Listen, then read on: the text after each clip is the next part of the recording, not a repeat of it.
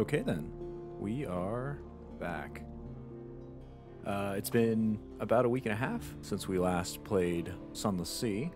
I believe when we left off there, we had just bought ourselves a lovely, lovely house so that we could finally be with our not very good spy wife and our urchin, sort of land-bound semi-urchin child. He's the son of an urchin, so that sort of makes sense. I believe... Yes, that's right. We were in our study last. We had determined that writing the Zong of the Z... The Zong of the Z, wow, getting the Z and S sounds correct is rather difficult. Was the sort of final chapter that you could really go for in Sunless Sea, as it requires a whole lot of materials and unlocking all of the rest of these. So you have to get the Whispering Trophy Case, the Monstrous Almanac, the Serene Aquarium, the Anatomical Cabinet, and I believe also the Shrine to Stone. But yes, this would be something that we'd go for very distantly. But for now, we still have lots of map to go and venture.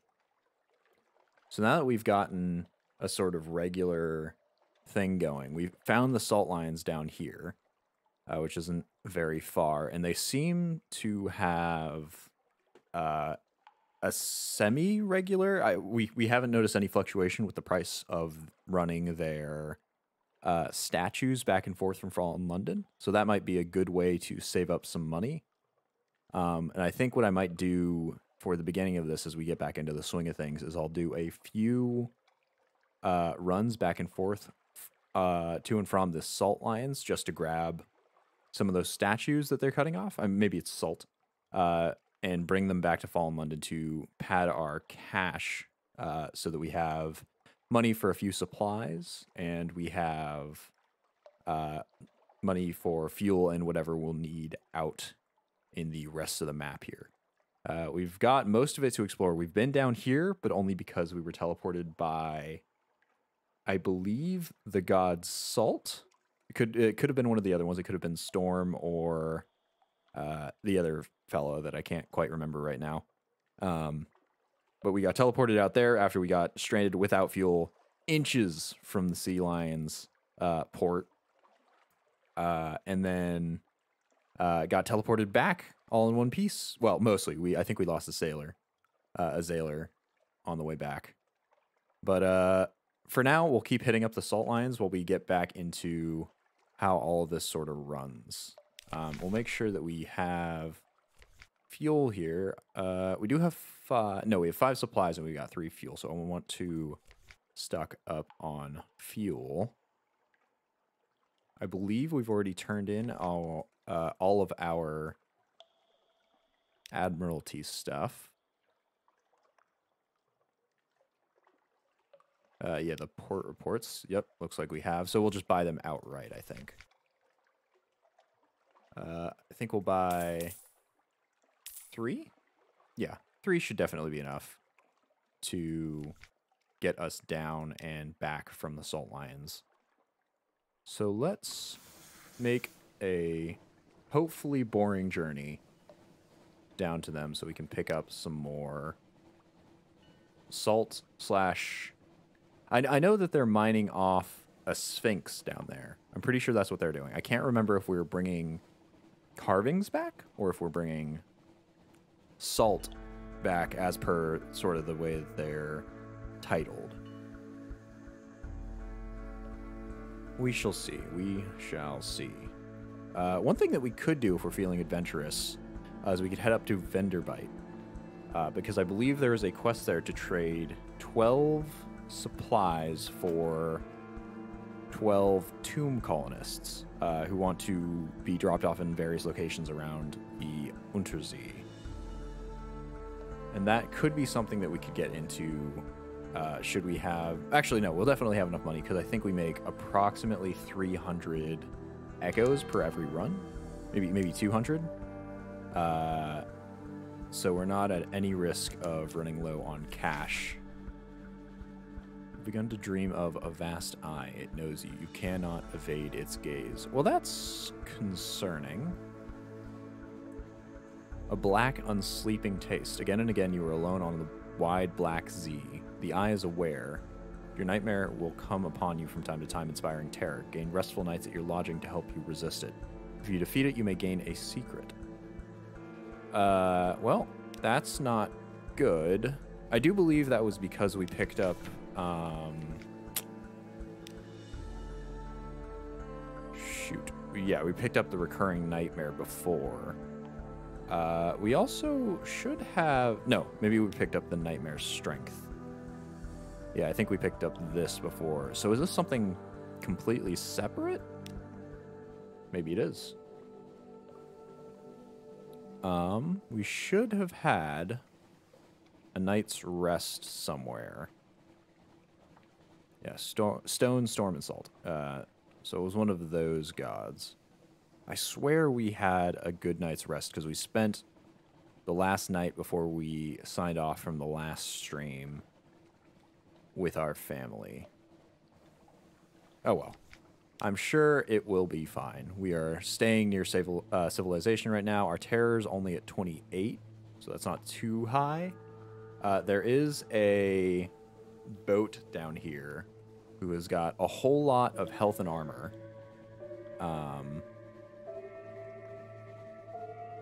But we hopefully should be able to dodge it like we have the past couple of times. They've gotten a few shots over our bow.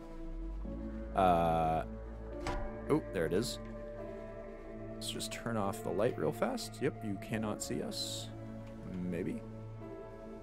We'll hug the outside of that lighting zone. There we go. It's gotten a few shots across our bow, but we have not returned fire due to the fact that it's got way more health than we do. And also the fact that our shots do, I think, about 15 to 20 damage at most. So that would be a long battle, which we do not have the hull to support. Okay.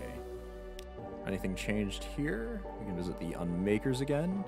We might as well compile a port report while we're here. It doesn't cost us anything.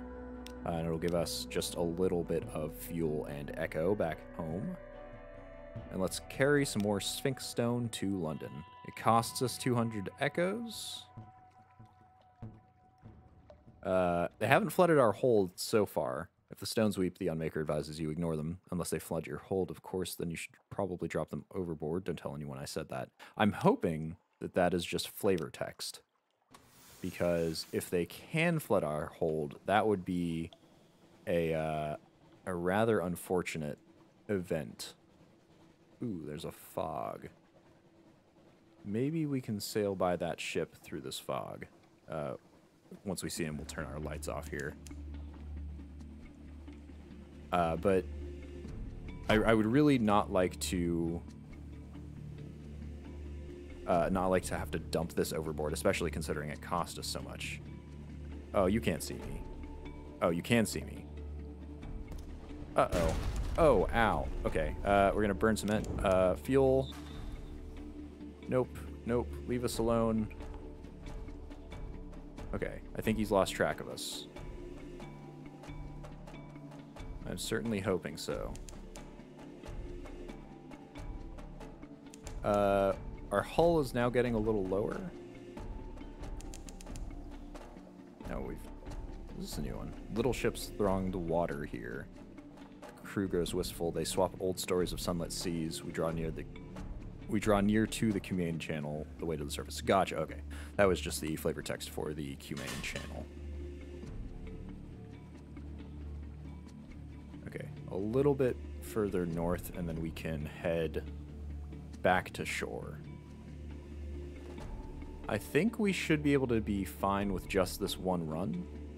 I don't believe that... we'll need much more than, I think we'll end up at like 700-ish echoes. I don't think we should need much more than that to get the supplies and what such necessary to head out to what I'm going to call deep ocean, away from sort of this defined space, because I believe it said that the area outside of, or distant from Fallen London can actually change. Okay, we'll just turn that off since we're already in the light.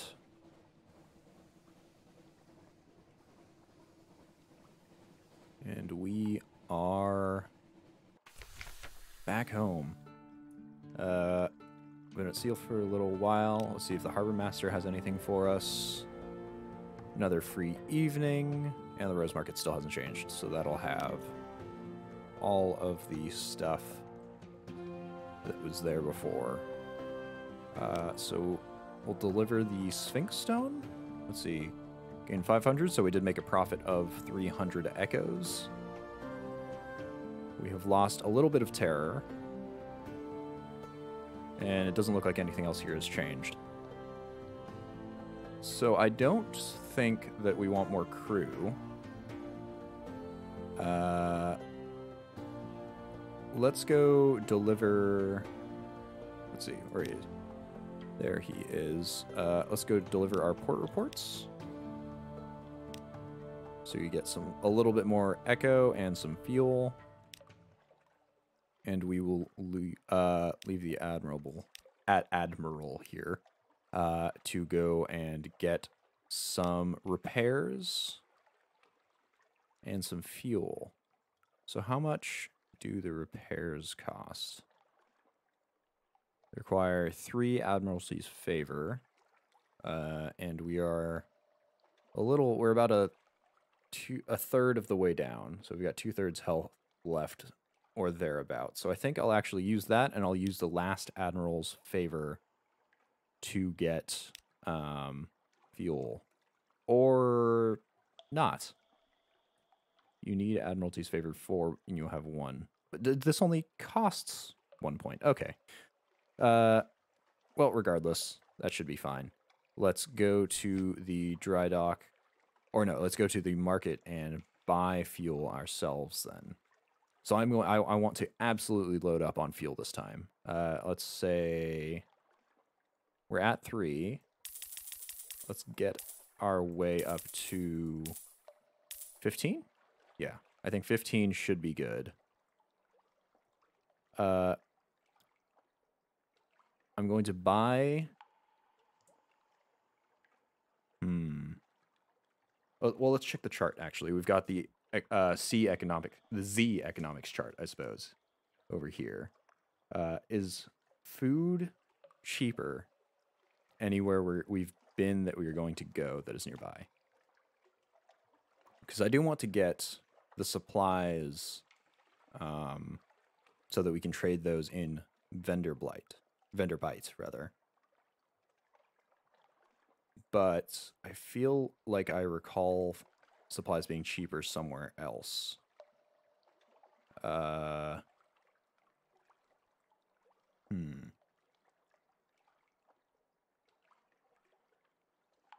Maybe I'm misremembering.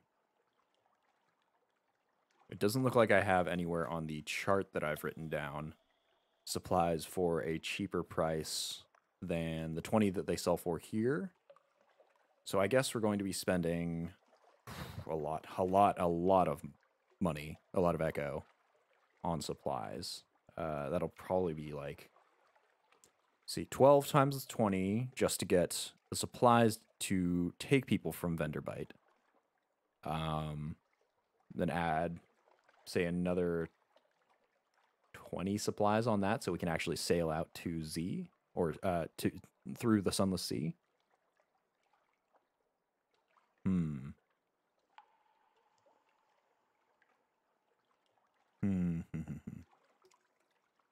Maybe we do want to.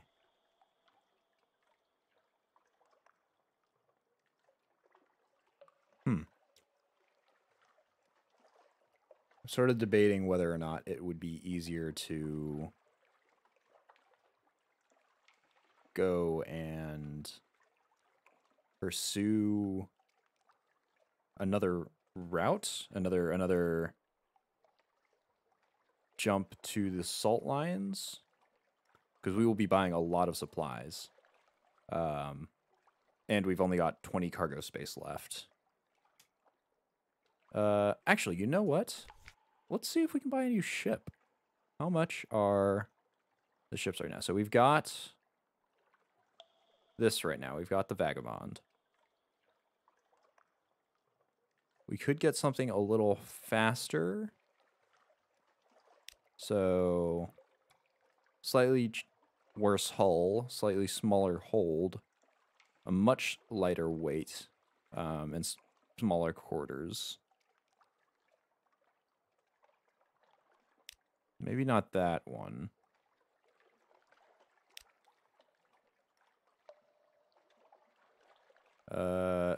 Significantly stronger hull, equal hold capacity, a much larger weight, double the weight, bigger quarters, and an iron bonus.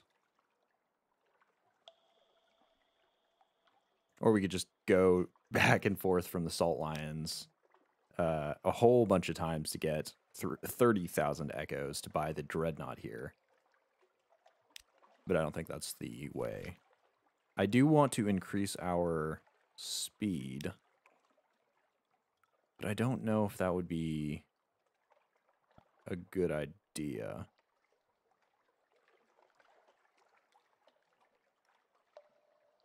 I don't want to increase our fuel consumption more, frankly, because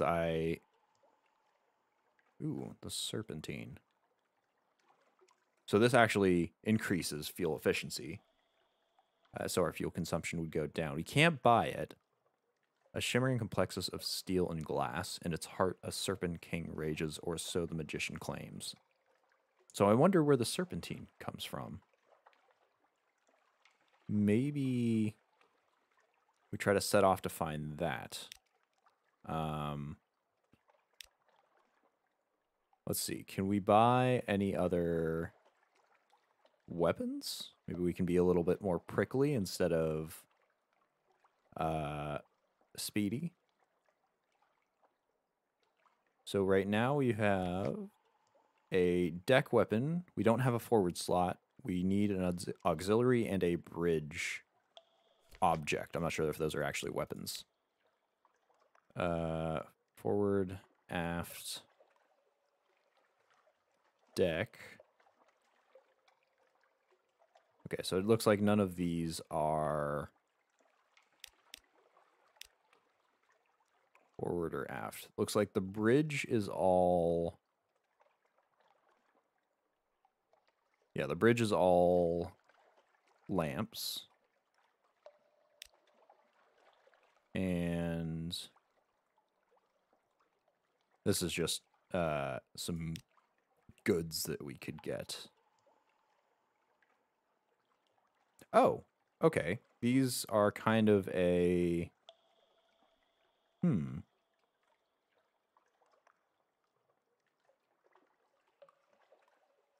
This is a sort of random hodgepodge, it looks like. Aft, forward. And we're currently looking for auxiliary and bridge. I haven't seen anything for auxiliary yet. Or I guess I have now, a torpedo net. We haven't found torpedo. Does this cost anything? Doesn't look like it, and it only costs 100.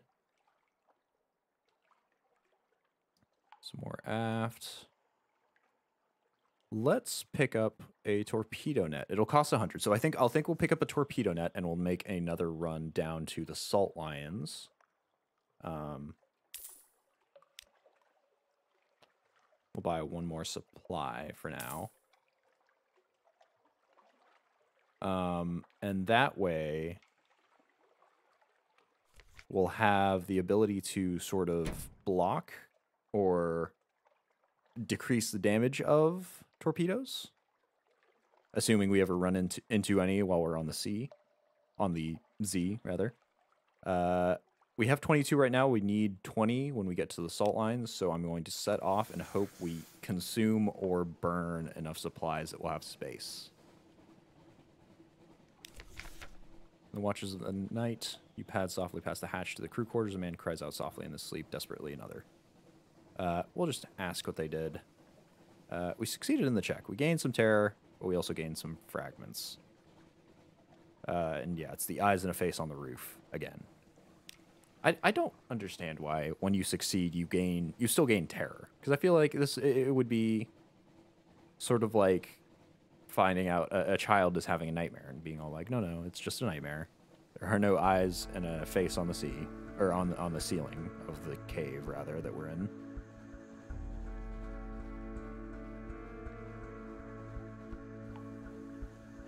But sometimes that is how it be.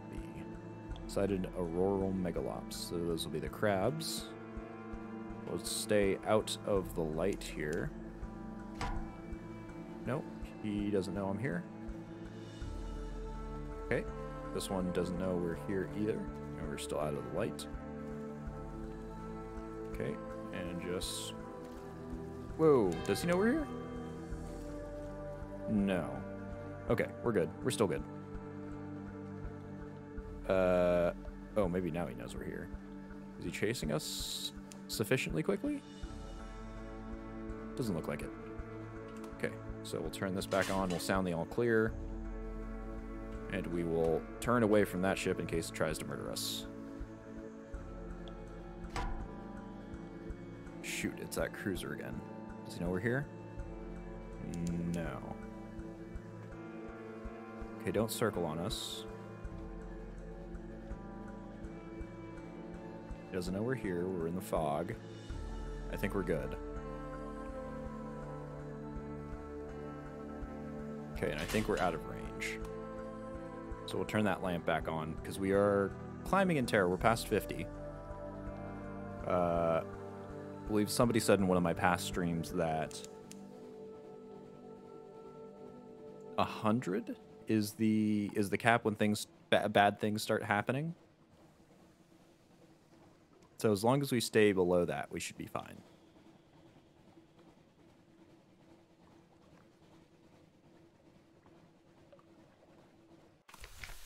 Okay. First question. We're below 20, so we should be able to grab the Sphinx Stone. And we'll grab a port report.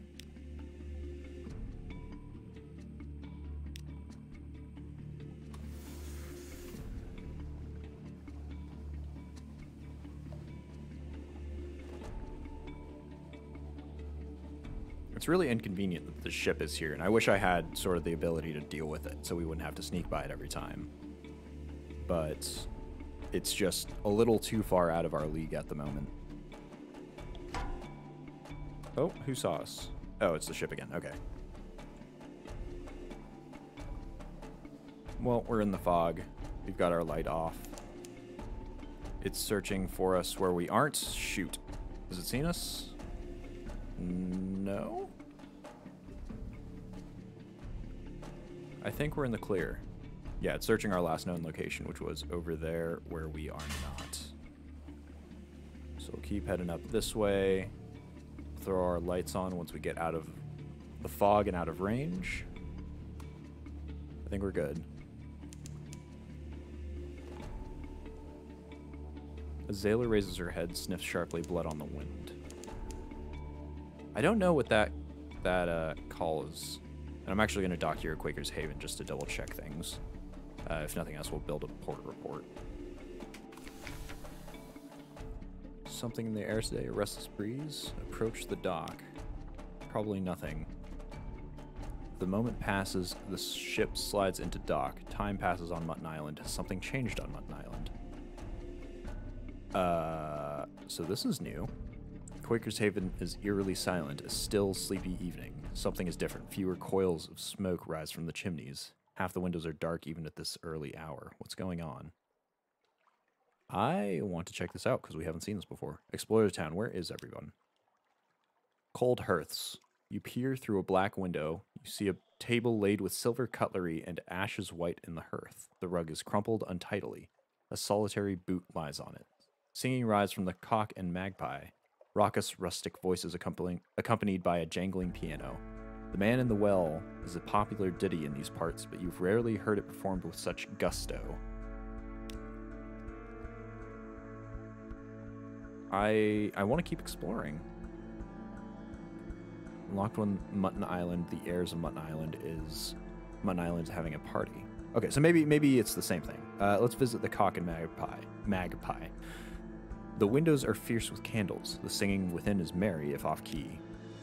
A well feast.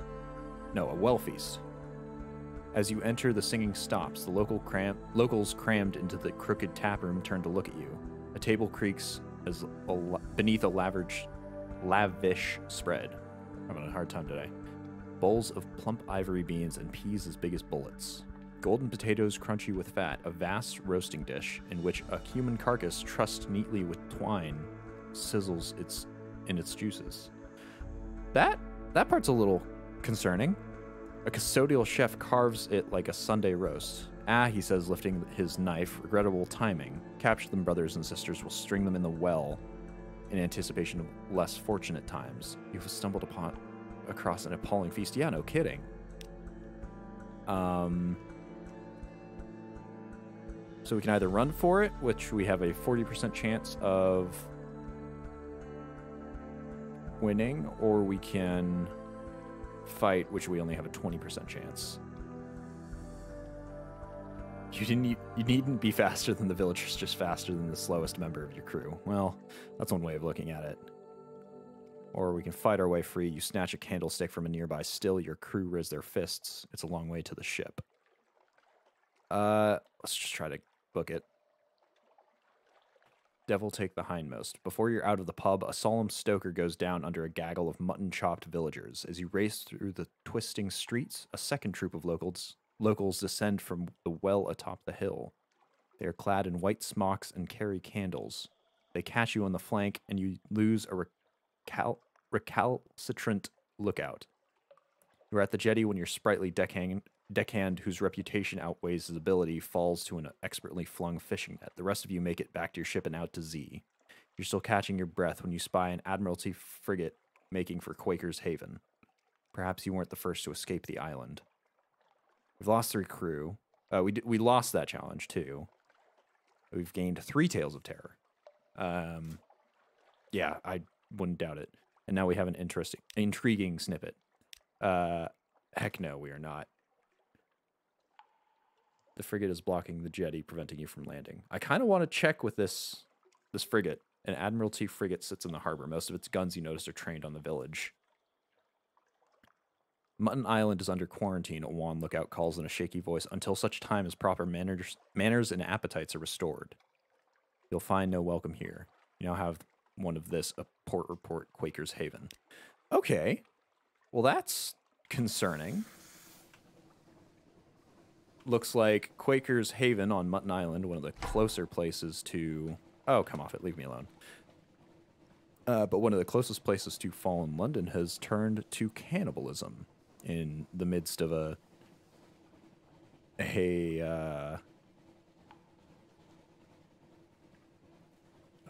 dense fog. Okay. Forget it. I'm just going to take on this fella. Oh, we missed? Uh-oh. That's not pleasant.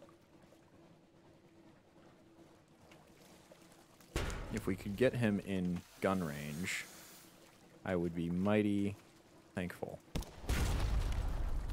I'll just keep backing up as we stare him down. We will use you for meat, my friend. My very annoying friend. Dissect it? No, forget it. Could dissect it, but I want food. Okay, it doesn't quite go for a full supply, but it does satiate our hunger at least. On the horizon, a sickly yellow light glimmers for a moment, then vanishes, or then fades. Man, that is unsettling. From what I can remember of Mutton Island, they were fairly nice folks. Was this something that we did? Was it just something that happens over time? I guess we'll see. We'll find out at some point.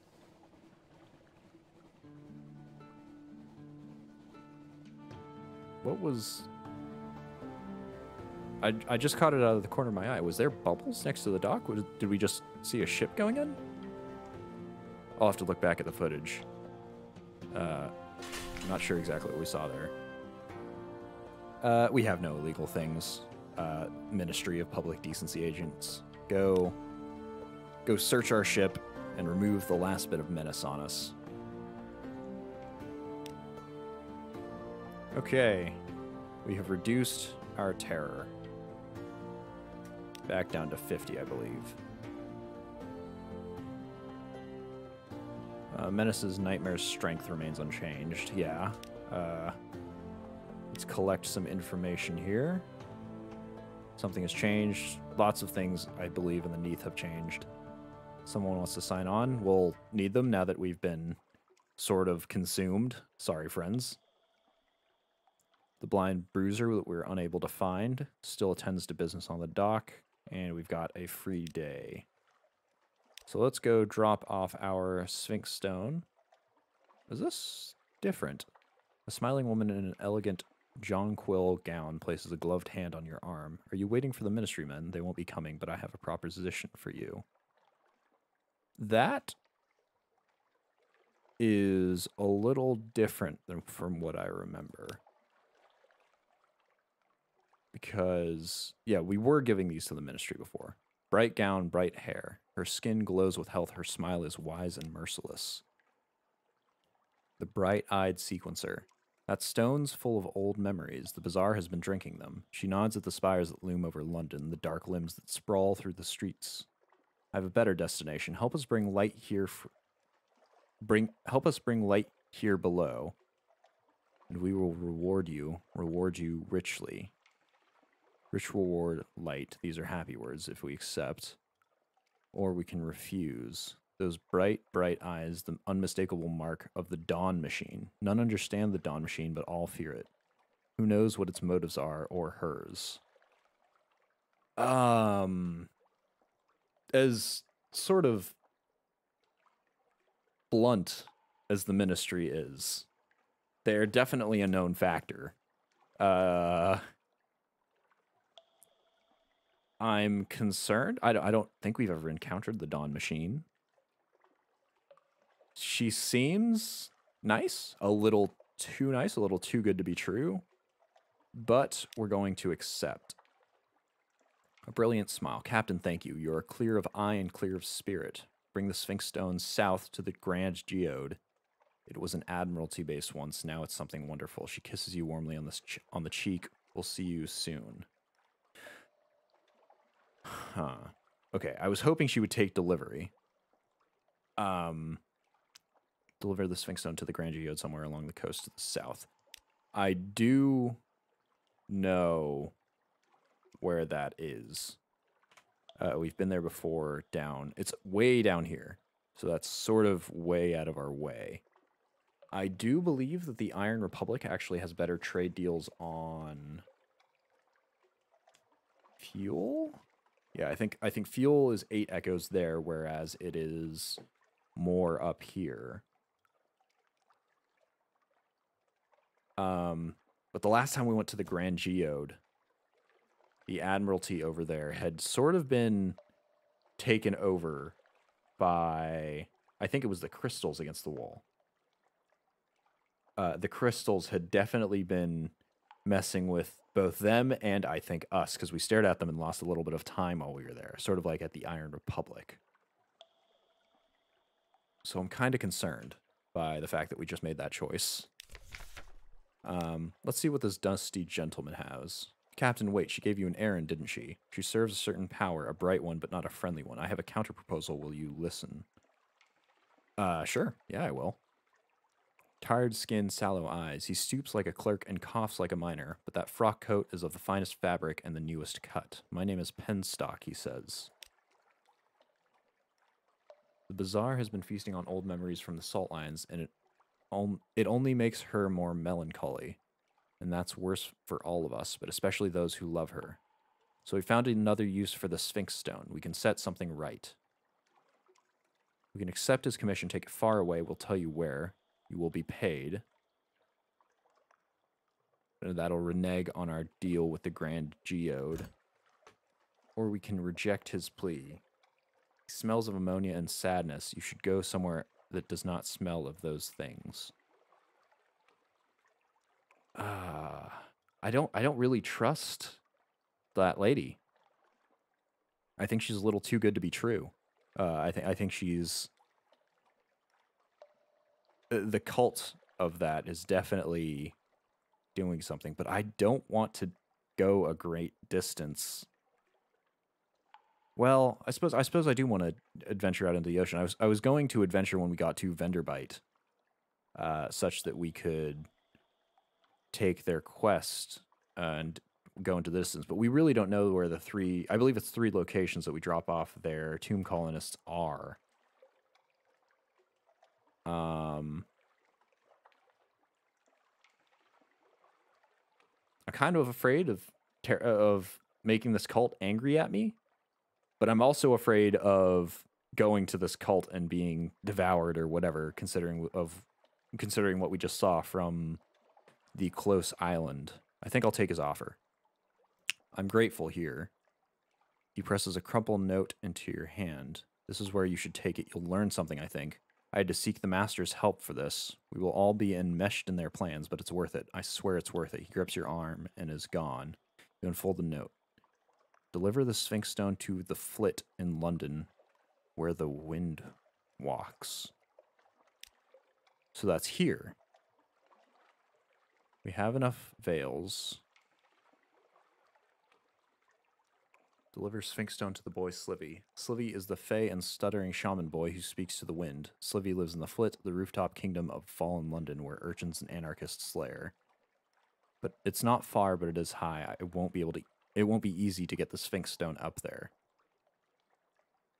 Why can't we do this? We need 75 veils, and we have 51. Shoot. So I've only got the option of... Oh, no. Well, that's an enormous pain in the rear. Okay, let's check our recruits first. We'll get a... Oh, we've got somebody new here. A tireless mechanic. So... What do you fit under? Chief engineer, perhaps? Unlocked with 50 echo, we have 304. Good. And he increases veils and fuel efficiency. Oh my goodness, that sounds great. Afternoon, ready to offer my services. I'm an engineer, finest you'll ever hire. Treat engines like my own children, not that I have children. Too busy, usually busy. I will absolutely take you, sir. Welcome aboard. Spot of rust, soon cede to that. You there, help me with this spot of rust. Appoint your new officer by dragging him from the officer's... Okay, so that's just, yeah, getting him in. Can I not grab that cheap zailor that I had before? Well, I've got an engineer now. My veils is at 59. I need a little bit more. To climb the building. So let's speak to this fellow. We have 3 secrets. Will eating with him do anything? It'll consume our supplies, naturally. Let's increase our veils, if only by 1. Give him something you really get his mind working. Of course, this and this, also this. Don't forget this, and never forget that. What is our veils at base? Does it say? I don't think it does. Dang it. I want to deliver this stuff. I want to get it up there. I just really don't have that much veils. Do any of my spare officers... So this one brings up some veils. blast. Okay, let's just visit the Admiralty's office right now. And trade in our port reports. Gives us some echo and some fuel. Quaker's Haven. Mutton Island's our problem now. I'm sure order will be restored in due course. Yeah. Could you expand on what the heck happened there? Because that was not normal, sir. I will tell you that. Let's talk to the Admiral here. Do you have an appointment? Not as such once you've proven yourself, perhaps. Okay, so we need to get... Oh, we need to get favors.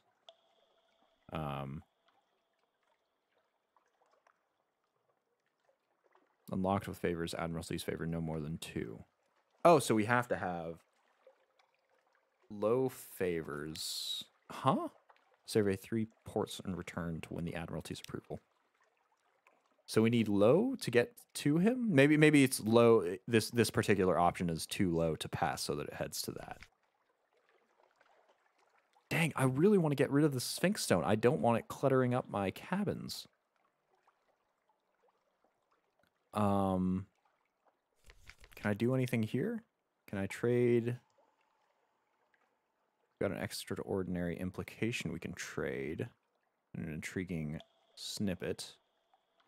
Since I can't trade this to the Admiralty, I suppose I shall trade it here. Oh my goodness, that gave us 250 echo? The scent of secrets. I will place it with the others one day. One day I will have enough. Okay, so what a trade price. We can trade an intriguing snippet. I haven't recalled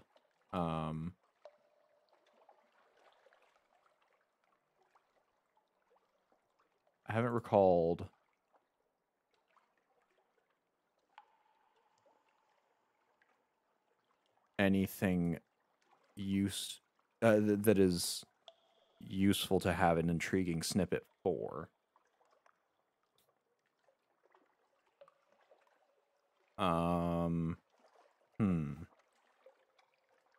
Sure, I suppose we'll trade it. Ooh, oh, zesty, zesty. This one will do very well shared. Thank you, your payment. That got us just 50 echo. It's not the best, not the worst. And I want to keep our Z stories and memories of distant shores. Could you please reduce my fear? We could rest with our family in our elegant townhouse.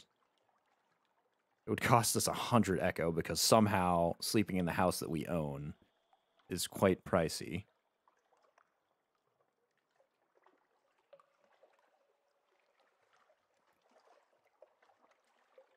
We could spend time with our child to help them build up to the sea. Or to help them build some interest in the Z, rather. I really want to get rid of... Let's see if we can find it here. No. I can't find anywhere to get rid of this Sphinx Stone. And we can't really go to...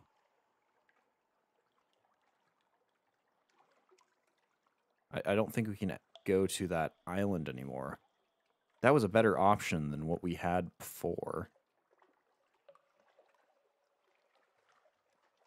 And we are greatly afeared.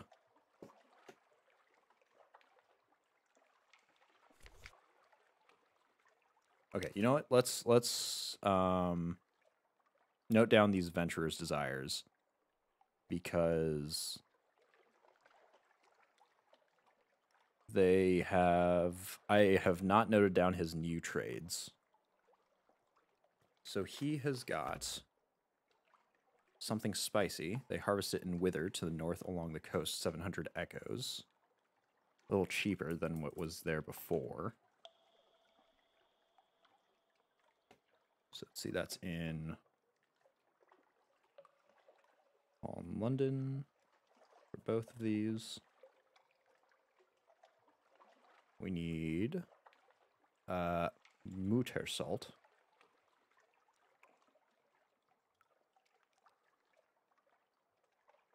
And that is in Wither, which I believe is that island out there in the north that only asks questions, whereas Codex has all the answers.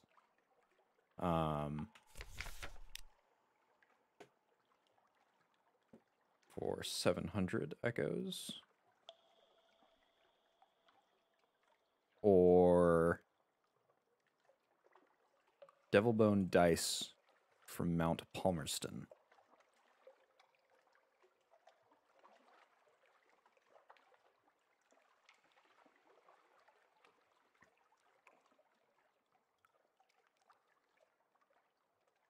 Mount Palmerston. For 500 echoes.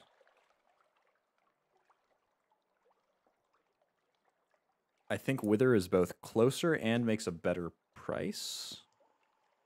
Let's check the trade chart. Oh, we don't actually have that listed down. So I think Witherston will probably be the better option for the Mutter salt.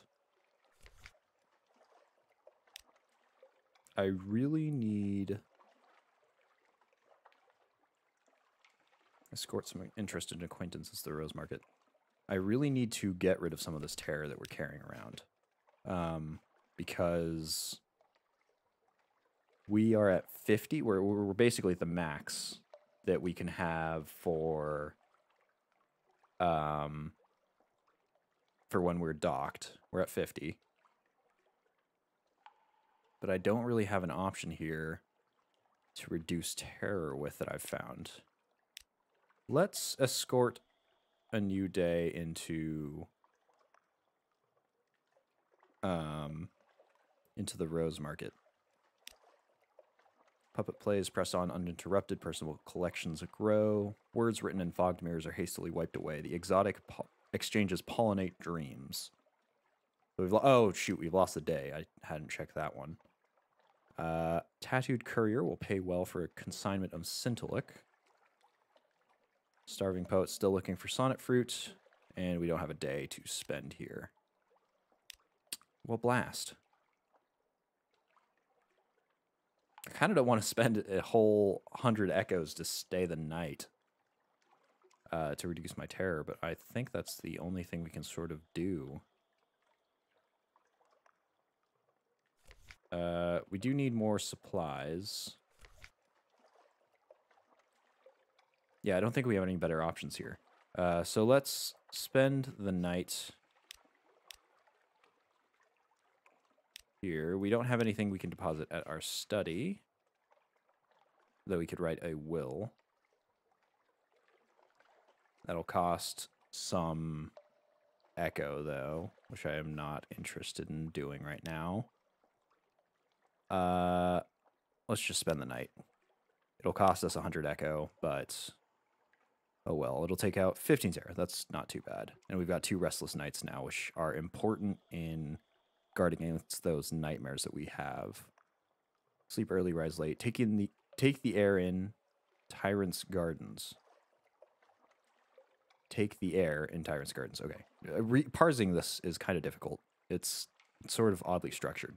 Take coffee at Caligula's Coffee House. Take advantage of the Z Captain's reputation. You could get used to this. So I guess that's why it costs so much, because we're sort of spending the day out. I'm not going to retire from the Z-faring life, but I do want to check what it looks like. You're ready to end your life at Z before the Unta-Z ends it for you. You've completed an ambition. This is unambiguously a win. Otherwise, perhaps call it a draw. You must be retiring to at least an elegant townhouse in any case. You have standards. You have a handsome mansion. You also need a retirement fund. 30,000 echoes. Jeez, no kidding. Or you retire to an elegant townhouse. Time to come home for good. I don't think so.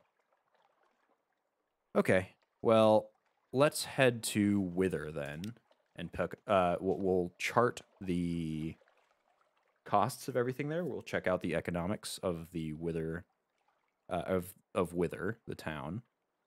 And we will buy Mutter salt while we're there as well to sell to our venturer here. Since we can't really do anything about... Oh, before we launch, we need food.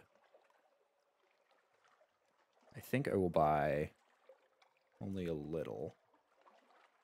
Because... No, it's fuel that's cheap at Mount Palmerston. And we're kind of not heading over that way anyway. Shall we purchase any goods to sell?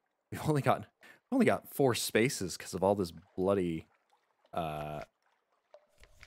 Sphinx stone in our hold, but we could make a small profit. Not very much, though.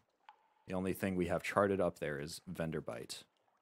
And the only thing that they want for more than what is being sold is casks of mushroom wine, which only sell for 2 more echoes than we would purchase them for. So it's not really that big an issue. So I think we'll just buy some supplies and head out. 3. We'll have 1 space left.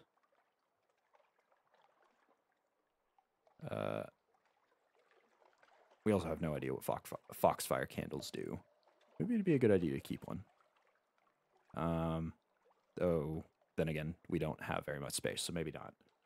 Let's set out to vendor bite, because I believe there is a restaurant there that we have discovered, which I also believe reduces terror. Or at least that was one of the options that we can take there.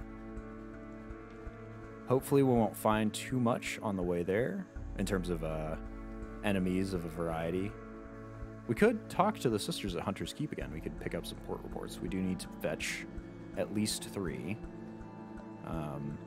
Though we would be doing that anyway. I suppose it's some extra cash. And it's also an extra chance to have our hunger reduced and gain some possible extra supplies. So let's see. How's Hunter's Keep doing? We've got news. We have 1 recent news. We could just grab the port report. Nice.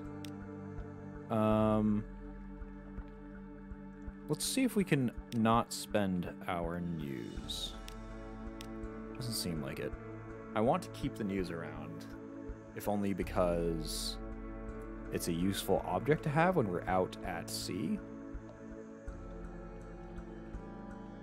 Yeah, I think that's the option here. We would have liked to visit the sisters, but it seems that they're indisposed, and I'm not of the particular desire to lure them out. I've also just noticed that our mechanic has an amazing jawline, and he looks much more 3-dimensional than the other portraits that we've got going on here, with the possible exception of our mushroom friend, our Blimmigan Gallivanter. And all of them are significantly more 3-dimensional than our captain here, Reginald. Though I might need to change that, uh-oh, who's seen me? Pirates.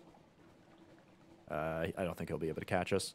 I might need to change our image, considering we've been out at sea for quite a while, and we are a seasoned captain by this point. We have watched our crew volunteer themselves for consumption. That's what we're going with. And we have fought off many a foe and dealt with many a creepy decision. Here it is, the vengeance of Jonah.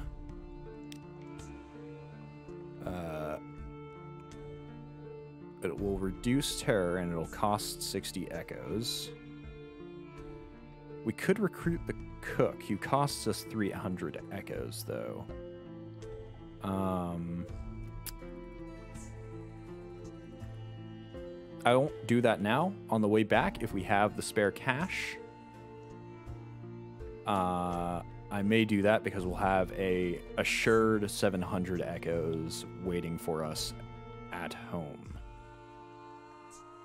Assuming we have the cargo space for it. We'll probably have enough. We'll probably have burned enough cargo to get to that. Let's check out vendor bite.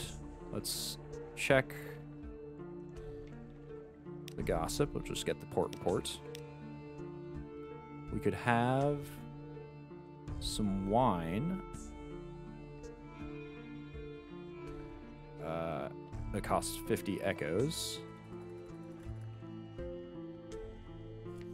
How much does this cost? This costs 60 echoes. Can be done for less. This is usually a more effective way of reducing terror than purchasing a dusty glass of wine, and will also reduce hunger. I think that's a good idea. So let's spend 60 here to get an option. We were fortunate. We've lost 38 hunger, and we lost 5 terror, along with our 60 echoes. A meal which defies description. The bandaged poissonnier, owner of the Vengeance of Jonah, has identified 7 flavors which are pleasant, 7 which are unpleasant, and 7 which are neither. The flavors of this meal are chiefly of the first kind. Excellent.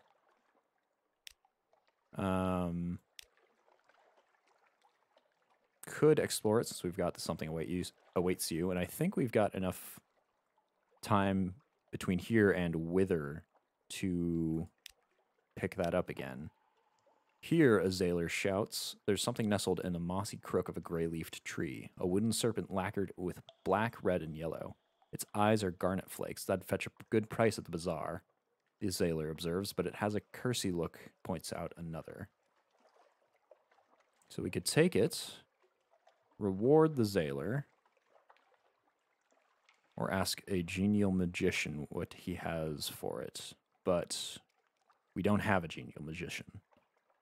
He is over in Fallen London, perhaps. Methinks since we have such a good chance of taking it, we can waylay it. Well, there goes our terror that we just lost. Looks like we failed. You've no idea what this thing is. What the thing is. You put it on the shelf next to your antique sextant, but the ruddy glitter of its eyes gives you the creeps. Eventually, you leave a hat on top so you don't have to look at it. Meanwhile, 2 sailors complain that they've been dreaming of hungry jungles. We've got the outlandish artifact. Ooh, somebody in the bazaar was looking for an outlandish artifact. No, in the rose somethings was looking for one of those. I'll make sure not to turn this into a museum when I get back automatically. Or rather, I'll do my best to remember that and probably do it anyway. Okay, I think we've spent enough time at Venderbite. Let's head back out to sea in this terrible fog. With our appetites sated, so we're not consuming our supplies yet. And a fair ways to go up here. I wonder why so much of the map is unexplored up here, because I feel like we've gone a fair amount. Has something changed? Discovered Pickett's Bluff. Surely we saw that before. Maybe we were traveling with our lights off. To avoid confrontation, perhaps. But I had thought for sure that we had done that. Boreal Reach. Is this snow? Touch it and it puffs to vapor. Your crew huddles close to the warmth of the pipe and funnel. What on earth is that? Oh my goodness. Oh, please ignore me. Whatever you are. Censor's Arch is out here. Wow, that thing is huge. That's double our ship's size and maybe triple its width. On the horizon, a sickly yellow light glimmers for a moment, then fades. We still don't know what that is. We've reached Censor's Arch. So, as far as I can tell, nothing here has changed. Our map has reopened up here. Perhaps something unidentified has changed. Maybe it's to do with these objects creeping around in the dark at sea here. Well, let's dock. The House of the Question. Northwest of Withertown, the House of the Question stands alone. I believe we weren't actually able to check this out last time. So let's go here first. We gain Salt's attention. Ask about the drowned man, which costs 100 echoes, which we now have the price to do. And we can be defiant, though I think being defiant against some of the gods, especially considering how well they've done for us, So far, we've been teleported to safety twice from them, without too much of a cost. Ask about the drowned man. What is the drowned man? Is he the final god? Because we've got stone, salt, and storm. Whose attention we have cleared salt's attention somehow. Maybe we try to do this. Increase your iron and hearts up to 110. Our hearts is at 30 and our iron is at 33. But you will never be able to remove any god's curse or benefit in certain other ways. Let's check the shops first. How much does Mutter salt cost? It costs Z stories. Oh, we don't have any of those. We could buy with costs of terror, or tales of terror, rather. Okay. This was not what I was expecting. I thought we would be able to, I thought we would be able to get them with echoes now that we have quite a fair bit of those. Shoot. Okay, well, I guess we write down these trades. I wonder how I'll notate this. I've been just putting E's for echoes because I assumed everything had been using that. I guess I'll have to change that somehow. So fuel is purchased at 1 Z story.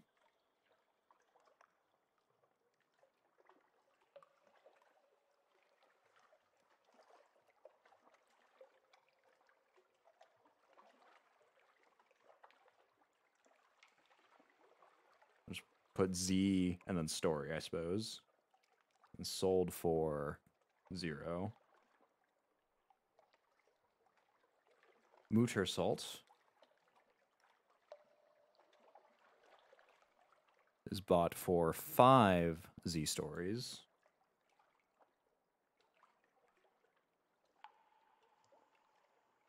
And sold at 0. So I guess we'll be going over to Mount Palmerston regardless.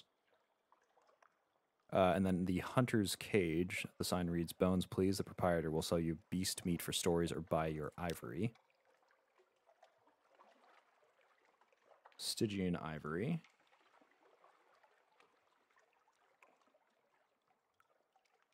Sold for 3 Tales of Terror.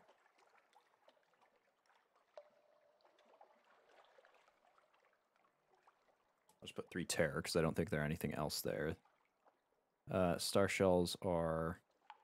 Oh, there's even more. Okay. Wow, there's really a trading economy in this.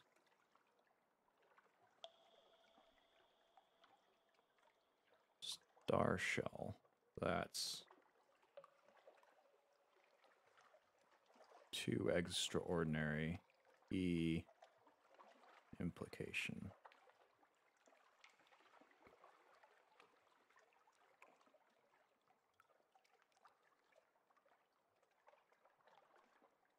The figurehead of the Eater of Names. That is spooky, I will say. Sadly, it only sells for 1 extraordinary implication.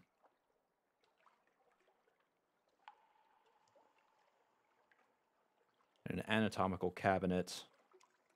Whoops, I forgot to write down the figurehead name.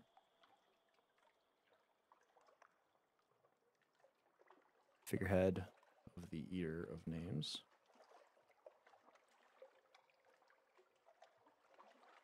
Luckily, we can't buy it, so I've got some extra space. An anatomical cabinet. Oh, this is something for our study, isn't it? Though I guess that's a sale, not a purchase. So if we find an extra cabinet, we can sell it here.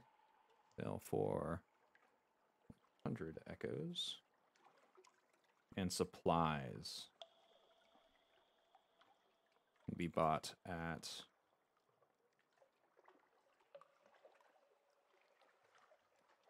2 terror.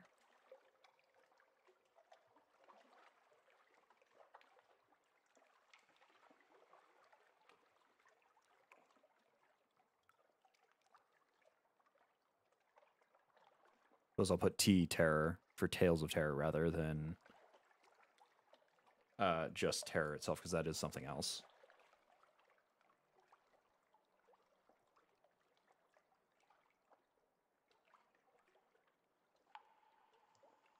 Welcome to off-screen handwriting practice with ASCII, as I document this all.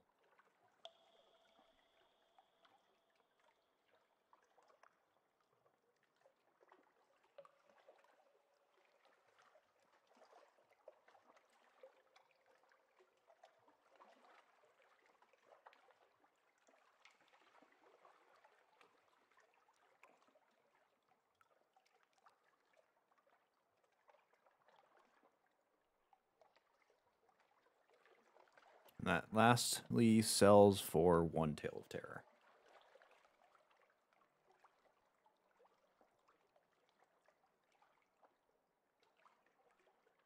Okay. Well, shoot. We got a 100% chance of spending 50 echo for something. Oh, shore leave. Okay. We could gather some intelligence, which will give us a port report. Sure. Let's do that. We could explore the town. Do we want to explore the town, or do we want to go around here? Because I think both cost... Maybe not. I thought the something awaits you was used up here.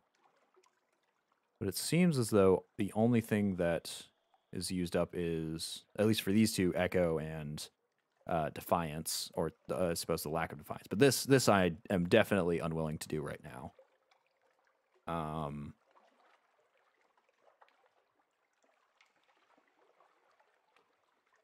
I don't know if I want Salt's attention for the cost of a Z story and a secret. Especially since I feel like that will result in terror. So I suppose I will explore the town. Who'll try, who'll buy. A street vendor turns skewers on a grill. The mixed scents are nothing like anything sold in London. Try the grilled troglodyte prawns. Costs nothing. Try the shredded jellyfish, which is a challenge. And try something mysterious. What exactly is Tyrant's Treat? The vendor is vague. It looks like something with charred... It looks something like a charred stick dripping with bluish fluid. Do we have anything more robust? The vendor winks and produces a usefully anonymous skewer of meat. So that's definitely human flesh. Because uncountably peckish is the human flesh thing that we showed up in... or that showed up in... Oh, please leave. Maybe not. That showed up in the island right off of Fallen London that was eating everybody. Or eating people, rather, that we know. Do I want to take a challenge? Suppose nothing ventured, nothing gained. Force it down. Ugh, you'll regret it later. The jellyfish's venom numbs your tongue and roils your stomach. Gain terror. We've lost 2 hunger. No, not a great trade. Wonder if we should go for shore leave in Wither. Let's save that for Palmerston, because every time we've gone to Palmerston, we've met the lovely demoness there. Or deviless, I think. And we can hit up Codex as well on the way. And I don't want to spend too much echo before we head out to Mount Palmerston, where we have to trade for the Devil Bone dice, I think. Snow sweeps down from the north. The ship's engines labor against it. Discovered the icebergs of the Pale Haunt. Oh, he's got a lot of health. I don't want to deal with you. I'm going to turn that off. If he charges, I will burn outwards. Oh, there he goes. You gonna reach me? No. He's slow, luckily. Okay. Okay, you just stay back there. I don't want to have to deal with you. I don't want to fight you.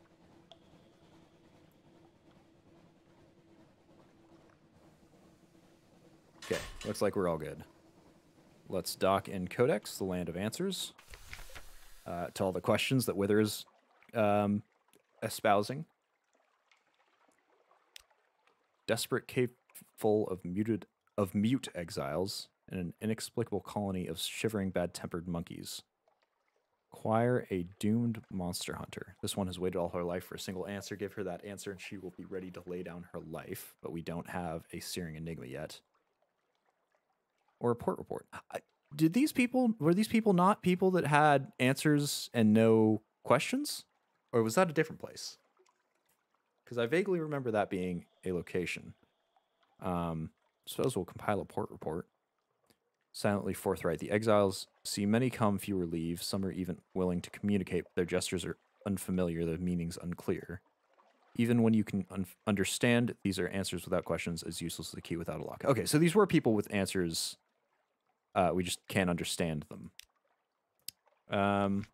Suppose we'll check the single shop here to note down for our economy. So we've got fuel. Where are we? We're at Codex. Yes, the Isle of Codex. I'll just put colons next to all of my locations here, just so I know that they are actually locations. It only has fuel for purchase of 20 echoes. At least they use money. And sells at 1. Or supplies for 30. Which sell at 5. That's all right. I am not complaining about the fact that there's not that much, as long as they're not for weird currencies like Z Stories and Tales of Terror. I suppose we could have traded for supplies with our Tales of Terror, since we do have a stock of them. But frankly, I kind of don't want to be bothered at this point. I think I'll sail over to Mount Palmerston. Yeah.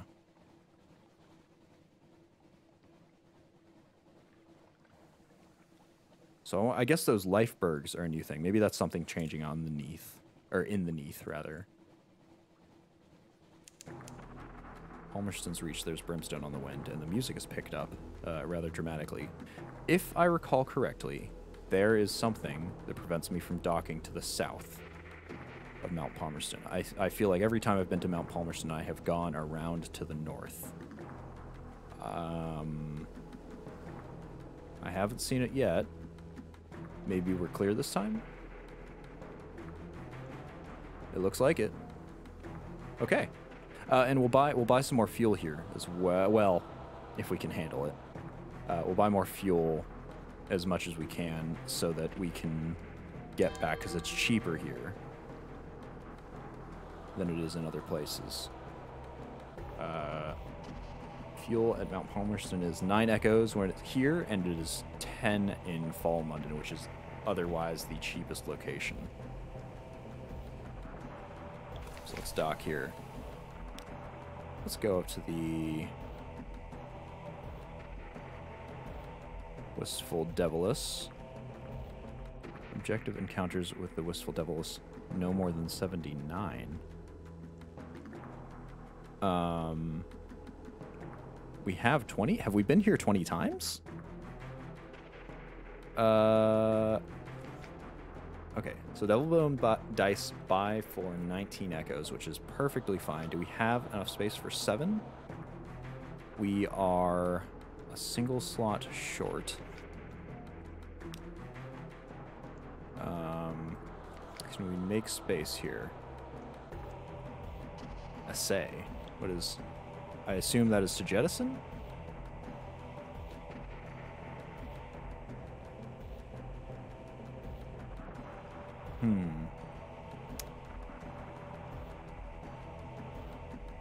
We've still got all of our colors here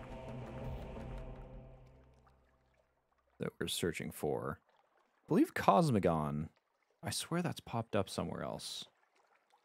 I swear we've seen the word Cosmogon elsewhere. Perhaps I'm thinking of something incorrectly.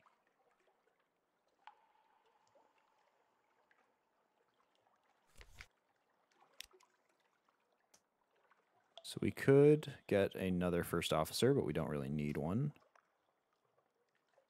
We could dig among the ruins to get stuff, but we don't have space for them, really. Or we could explore the island with our something awaits. Let's just compile the port report. And let's talk to the Deviless.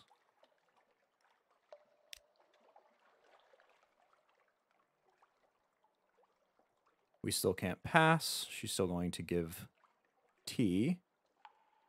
She still wants our soul. Shall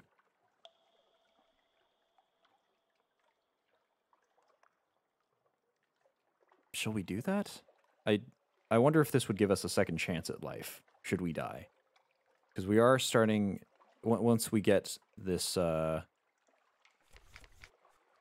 Sphinx Stone removed, the 200 echo 20 slot cargo anchor that's holding us down removed. We were planning to head out to a little more adventure. For now, I think we'll say it's okay. We've gained 1 supply. Oh no, we don't need more supplies. That's very kind of you, Deviless, but this is the opposite of what we need.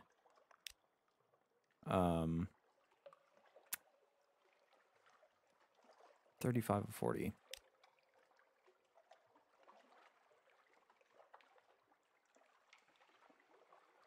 Don't need Zoop anymore. I think we'll sell some supplies and just beeline it straight back to Fallen London. So we need to sell 2. Yes, we need to sell 2 supplies to make space for the Devilbone dice, the 7 Devilbone dice that we need. 7? I certainly hope it's 7. Yes, 7 Devilbone dice that will make 500 profit on. Or 500 echoes. 4, 5, 6, 7. Ambiguous Eolith doesn't take up any space. What are you? Can I sell you? We'll check the economy page here.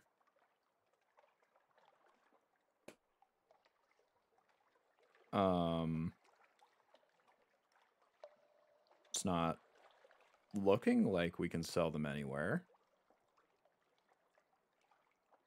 Curious.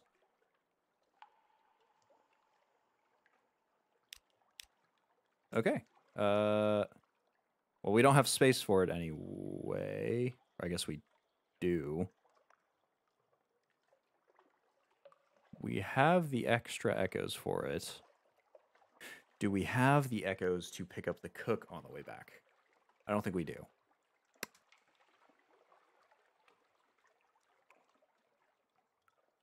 Forget it. Let's purchase 1. Where does it go? I assume it goes...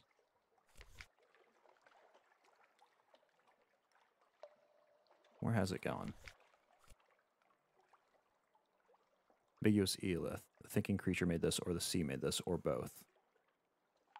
Okay, so it's a curiosity. I suppose it doesn't take up any room in our cargo, so we're good. We will launch back to sea and head straight on south with our declining number of supplies and our okay-ish amount of fuel.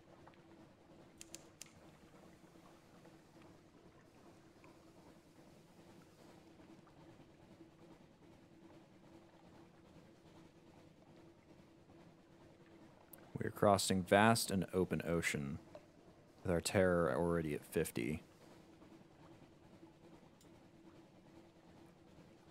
Hopefully we won't run into any of those giant, Pickett's Bluff, Lifebergs. Lifebergs of the Pale Haunt. So those would be a great inconvenience for us. Here the wilder airs mingle with the airs of the near reaches Demo Gate. Okay, so that's just the Demo's Gate stuff. Aim for a navigator lost above. How did his bones come below? What does that mean? I wonder. Pure Walls Point. So we are somewhere unidentified. There's a lighthouse. Moody's Light, apparently. Put it close here.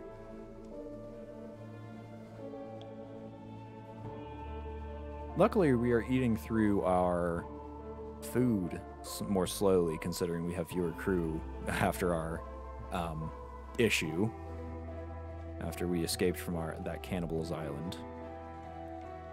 Tanachuk. It's not an island, is it? Doesn't look like it had anywhere to dock if it was.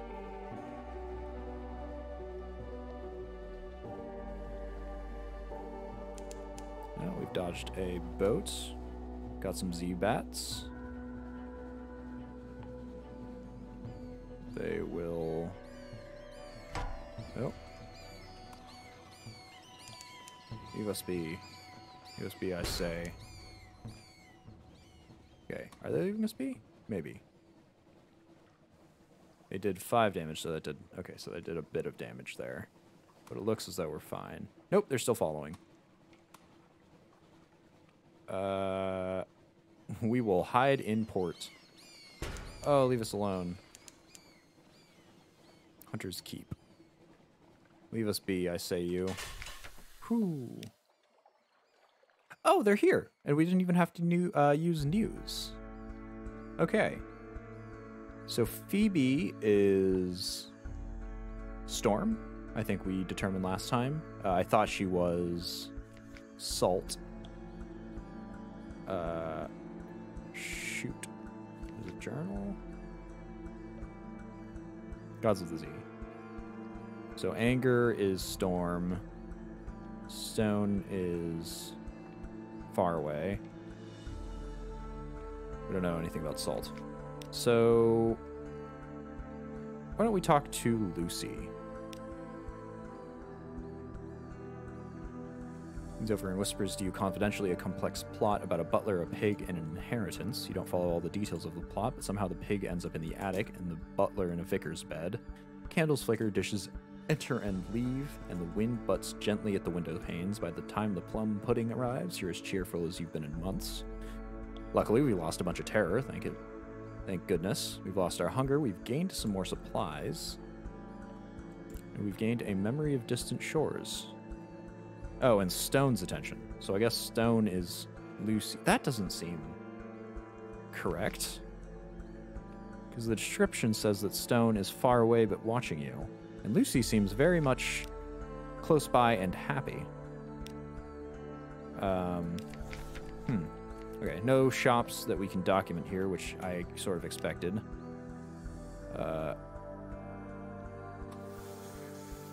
Let's head out and hope we can sneak by these bats. These Z-bats. Yep, we're good. A little low on fuel, and doing well on food because we just ate and got some spare. We've got another restless night. Let's check it. We failed. We've gained some terror and 10 fragments. This is exactly the same. Hold up. This is the same result as a success. Eyes and faith. The whole Neath lit up like a snuffer's mask. A snuffer mask. There's something in the roof, Captain. It is the roof. It's watching us. Eyes and a face. Eyes and a face. You have him subdued. No discipline this time, but you require your first officer to keep an eye on him. Maybe we get 20 fragment instead of 10 for a success. I feel like that's exactly the same result, which is a little annoying.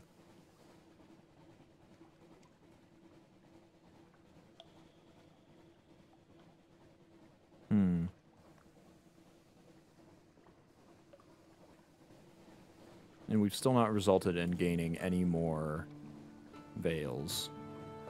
75. The 15 is a lot of veils to pick up between where we are and where we have to be. I don't think even picking up a... I don't think even picking up another... a cook or any other officers will help get us that far. Certainly not all at once. Okay, well, let's drop off our devil bone dice. When I was a boy, I asked my nurse, when you break a law, what happens to the pieces? Now I know. But I need something else. There's our 500 echo. We have gained 2 for the Venturer's Venture. And we've got new sails to make. 1,500 echoes for outlandish artifacts, 7 of them, or bales of parabola linen. Well, let's cross out our old trades here and write in the new.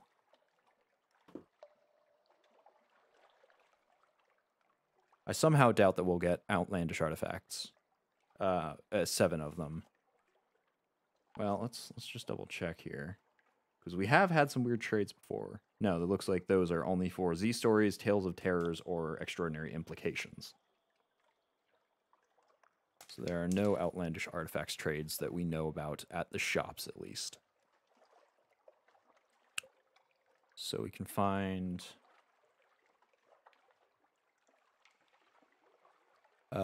7 outlandish artifacts.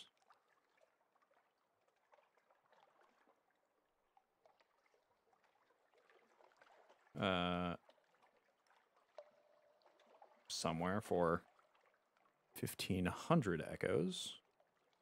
Excellent trade price. Or we can find 7 bales of parabola linen. Okay, interesting.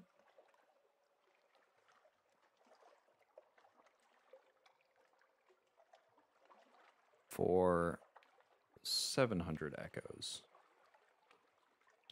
Or no, in Irem or Dreams.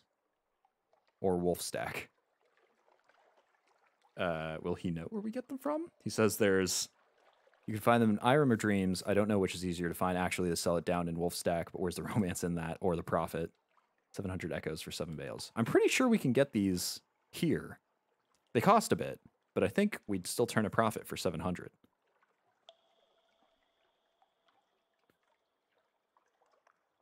Seven bales of parabola linen. You have this. Oh, okay. I see. In Irem / Dreams, might as well. Or Wolfstack. For 700 echoes.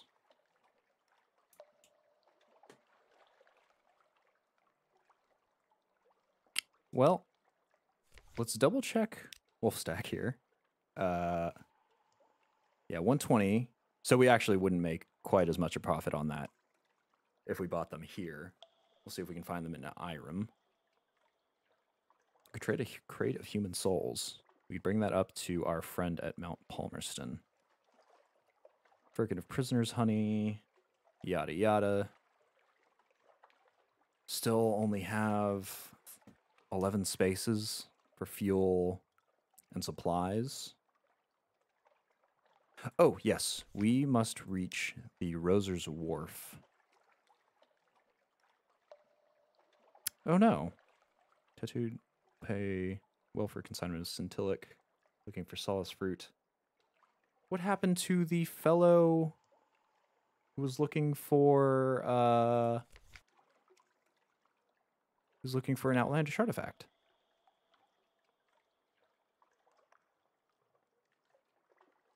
I guess he passed onwards? He moved when we changed the day? No new recruits. We still can't reach Slivy up in the flit. I feel like I should have an advantage on that, considering I used to be an urchin myself. Well, let's go deposit our port reports for fuel and echo.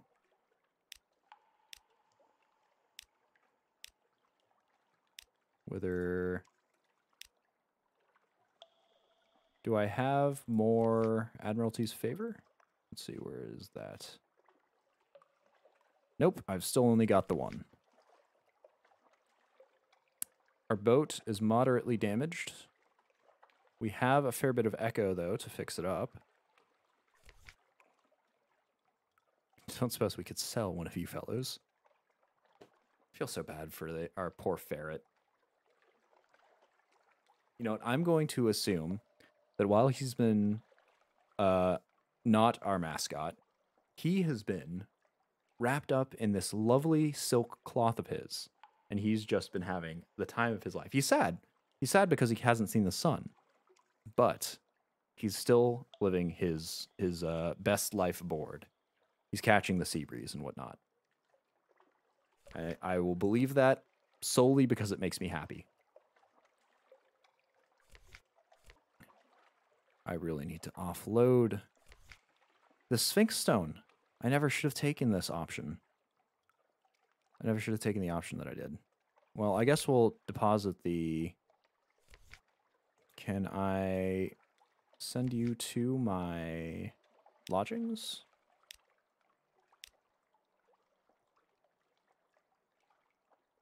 I could write the will now, and I could make that outlandish artifact written into it for 200 echoes. Don't know if that's a good idea, since I haven't figured that they could do anything. Convert a collection of these into an heirloom. So it looks like you need a few before you really do anything useful for them. Huh. Man. I'm feeling kind of stuck, honestly. Let's put our ship in dry dock for repairs. We could pay up 100 echoes to fix it up. We don't have enough Admiralty's favor anymore to get it repaired for cheap. We don't have very many supplies. I think it'd be a bad idea to employ the rats. I only just realized rewatching my previous stream that the rats are actually rat-sized rats. I'd assumed that they were like a human-sized subspecies or something. But no, they're just rats. They're just rats that know how to run around and fix the ships. And honestly, that sounds like kind of a neat thing. I don't know why you'd be scared of that. That sounds pretty neat to me. 75 versus 100. I'll pay the full price. We don't have an excess of fuel, but we do have a fair amount. We don't have an excess of supplies. But I don't believe that any of the locations that we're going to go next will have a large collection of those for cheap either. I was thinking of heading south. I was thinking of heading to the Grand Geode and seeing if we could just drop it off at this point. Maybe we just head out. Maybe we head out to sea with a full load of our Sphinx stone. I'm feeling very bound by this. Because I have no ability to bring it up there. Can I... Hold on a moment. Can I purchase something? House of Vision. Will this give me veils at all? That takes away veils. Similarly. So everything there takes away veils. The engines don't do much regarding veils. There is only this fancy one that we were looking for that gives some veils. Torpedo salvos we can't use. These are just various weapons, none of which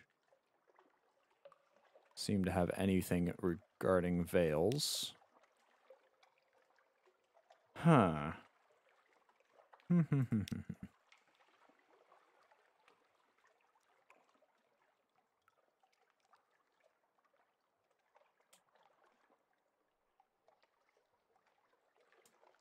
So I think...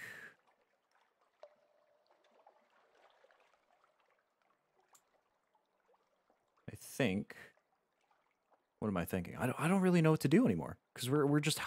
Our hands are really bound by all of this Sphinx stone. I don't want to head out too far because I don't have the capacity to store fuel and supplies for it.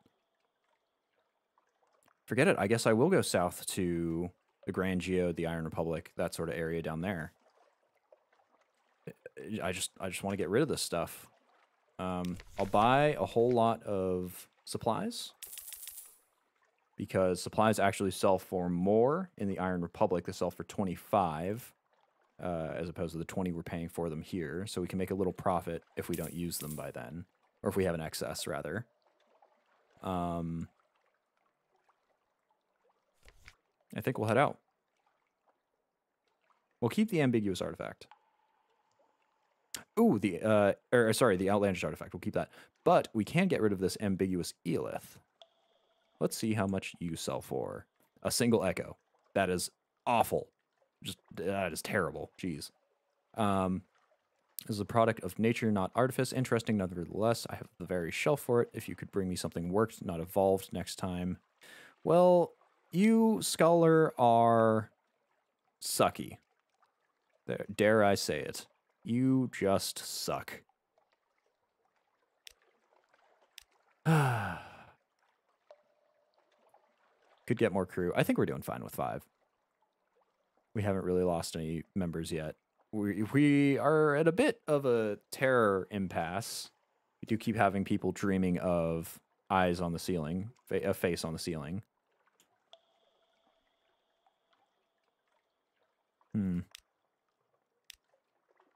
Yeah, I don't think there's anything else here we can do. Let's head to the south.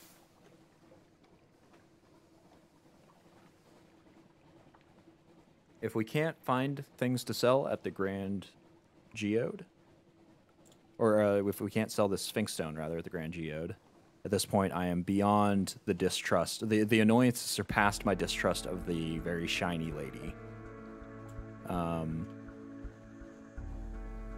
Then we'll just explore further out there, I think. We can buy fuel for cheaper than the Fallen London market rate down in the Iron Republic. So we can purchase that should we need. With any hope, Mutton Island is still... Am I in a fog? I really hope I am. Perhaps not, but the crab doesn't seem to be too interested in me. Oh, I spoke too soon.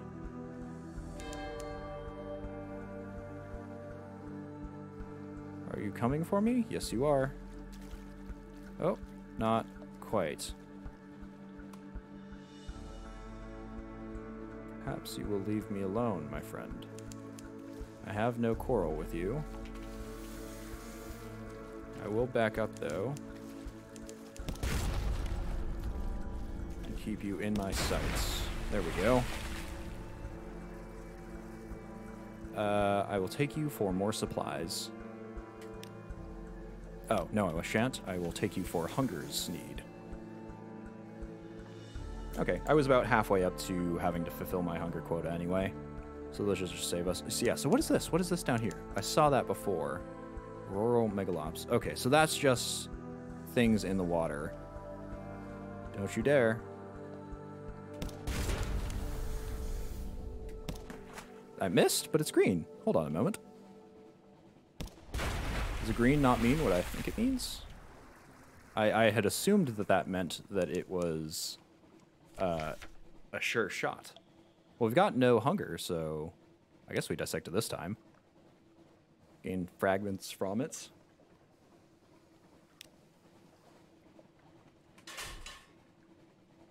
Those I'm not too concerned about. The crabs nearby Fallen London are rather weak, as we've determined. Cumaean Canal. You know, I don't actually have sail data for the Cumaean Canal right now.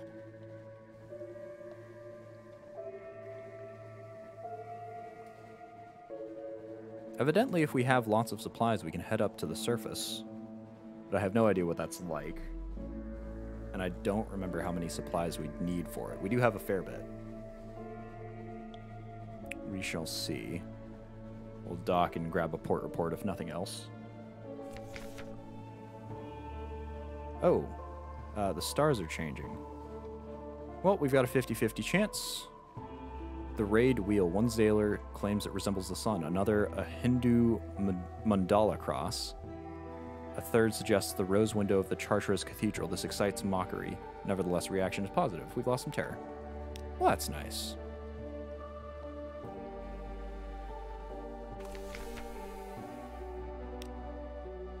Yes, so locked with 2 supplies and 22 fuel. Okay, so that's why it, that's why we couldn't do it before. So we'll grab some port report. The gates open and shut. The locks remain free from sabotage. If anywhere besides London is safe and all the Untersee, it is here. The surface nations have an interest in keeping the way open. And yeah, I guess we might as well use our something awaits you. We've got another move in the great game. But hey, Admiral, you don't like me right now. So I will hang on to that. And you, perhaps, will learn your place. Here we go. So we've got... Where are we at? We're in the Cumaean Canal.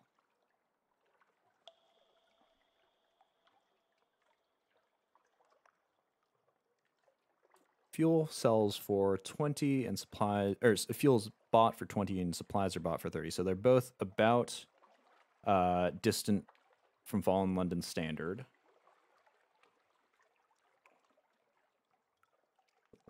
Bought for 20 echoes and sold for 1.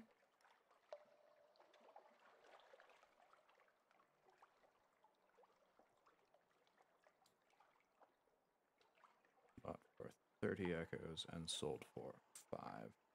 So nothing surprising there. I guess that's why I hadn't listed it down before. I think it's a good idea to keep a list of even the most basic trades. It's just in case we need to find a location, because some of the locations we know don't have any trades, like the Hunter's Keep. They don't have any trades for fuel or supply. They can only be given out by the Sisters. And you can't always access the Sisters. You have to have something awaits you on shore, or you have to have some recent news to entice them with. And even then, they'll only give you supplies. So I think we'll keep on heading down to the Iron Republic.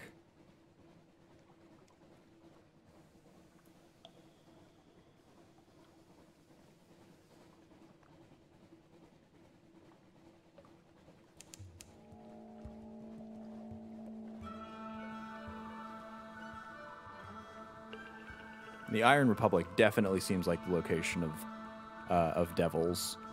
We know we have Mount Palmerston up there, where the single deviless and perhaps the entire townsperson happened. Oh, are you going to be trouble for us? Sailing in sort of the opposite direction. But... oh. Perhaps you will. Perhaps you won't. Okay, seems we're fine. We have made it down to the Iron Republic, where madness occurs.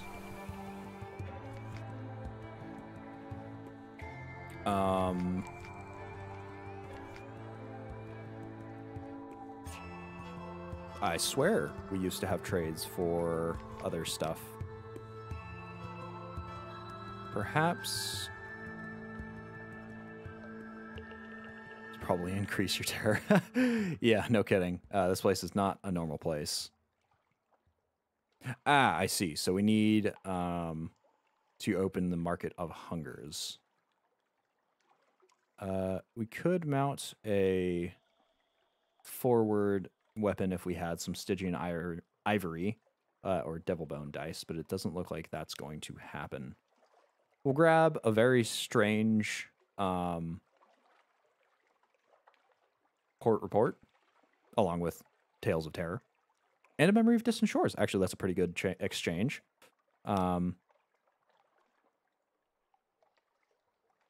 We could listen if we had or something awaits us, but we kind of overlooked that, which is fine. I think we shall head to the market. Yes, visit the shops tab. There we go. Supplies still selling for a good price.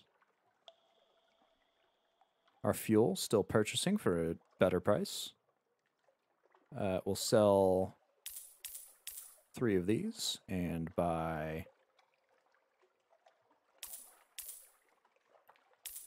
how much space do we have? Well, we have plenty of space, relatively speaking.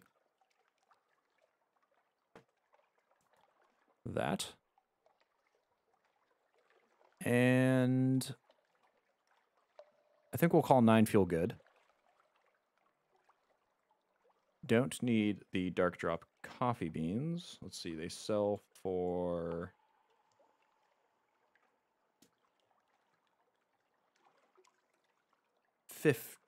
44 echoes. So we make a little bit of a profit, but we don't have the space for them. So I think we'll call that good. We'll launch off here before we lose too much sanity. Because the Iron Republic has a tendency to do that to us. And we'll make our way over to the Grand Geode.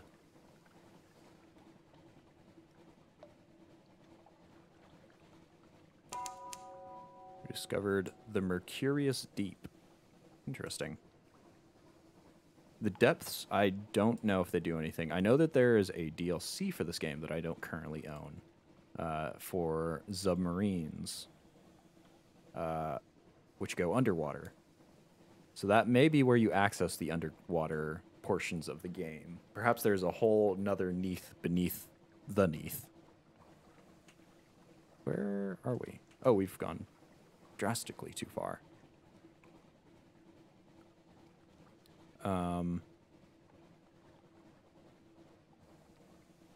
But for now, we will stick to the base game. Breath of Change passes. Came on deck to find the metal sharp with sparks. Ozonal coronas haunt the ship. This is Dawn's Edge. That is something I'm not familiar with. Is that because we're far enough south or far enough southeast?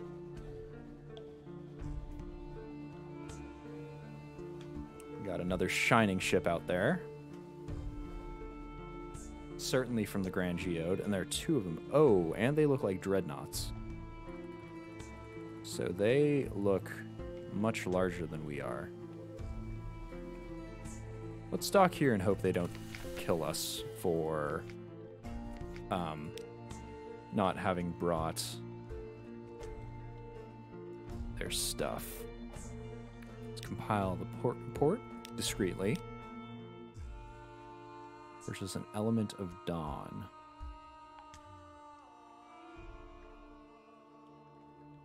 We don't have enough crew or vital intelligence or supplies. So we'll talk to the Commodore that we did before. Shakes our hand. He's immaculate. Everything is classified about the installation. We've gained some memories of different shores. We've gained the light, yearning, burning. So this is something we actually can't have too high, or else we can't head to the surface. I do remember that part from the Kumean Channel.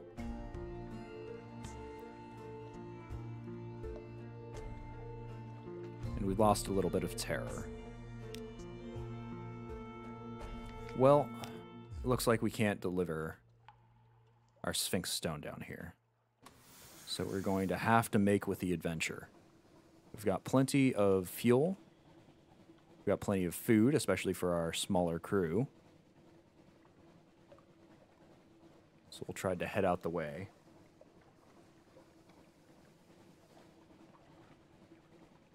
And see if we can find anything telling.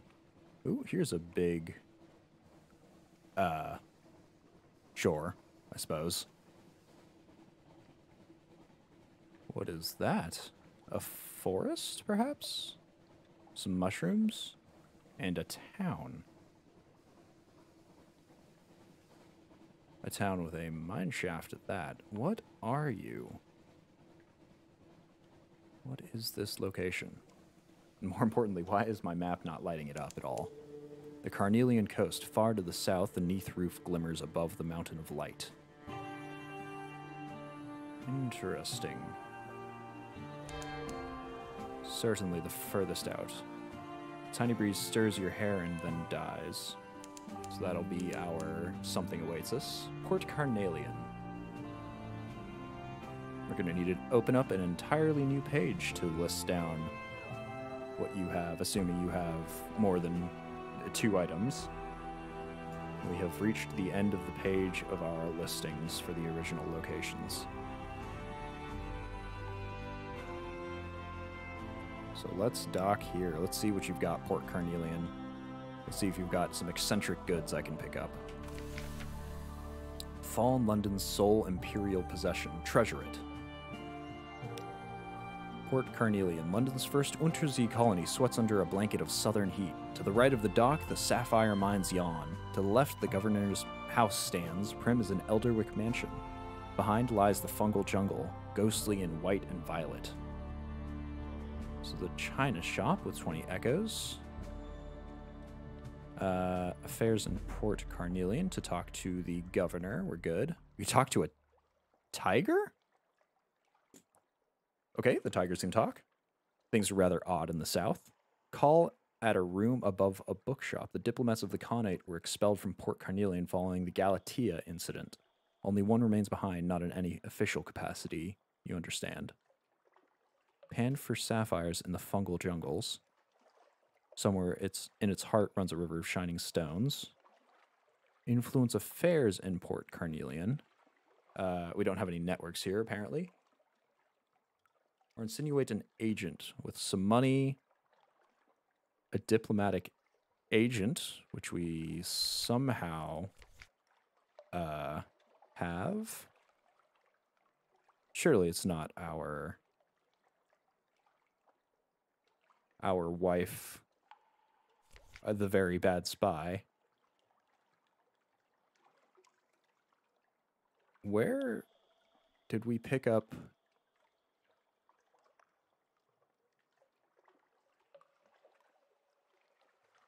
Hold on a moment. Where did we pick up that?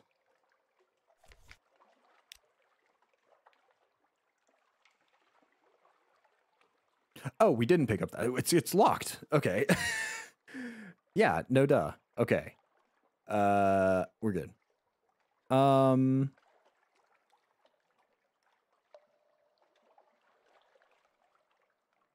So let's talk to the natives, I guess. Carnelian coast's padding natives are eloquent, placid, and acerbic most of the time. Trouble abroad.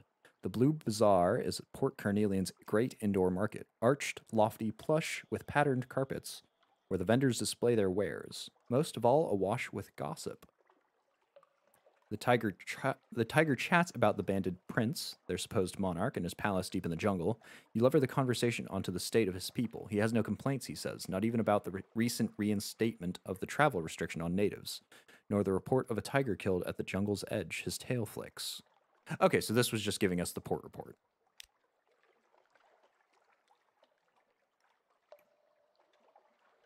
So we don't have any spy networks that we can run through. And we can no longer talk to the governor, it looks like. I think talking to the natives was the better option anyway. I think they would have had more of an insight into things going on. We can tell that he's concerned by the tiger killing, and that perhaps he's hiding his quality of being annoyed at the travel restrictions. But for a little bit of echo, let's go visit the tea shop. Home away from home. They import the doilies from London, but the tea is local, blue and smoky. The crumpets are warm, the tablecloth's white. You could almost imagine you were back in Vale Garden, except for the tiger lounging on a divan. It laps tea from an azure bowl and complains about the recent nostalgic trend in poetry. Lost a little bit of terror. That's fine. That is a lovely thing to trade for. And now we get to the market. So let's open up that new page and start noting down the plethora of trades at Port Carnelian.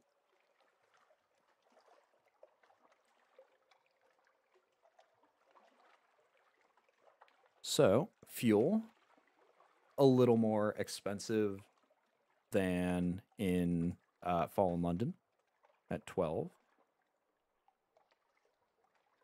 So we can purchase that at 12 here and sell for 0, naturally. Supplies are a bit cheaper, though,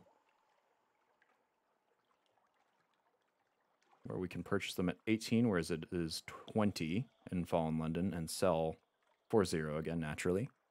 And we can buy some soulless fruit at a drastically increased price. We can sell those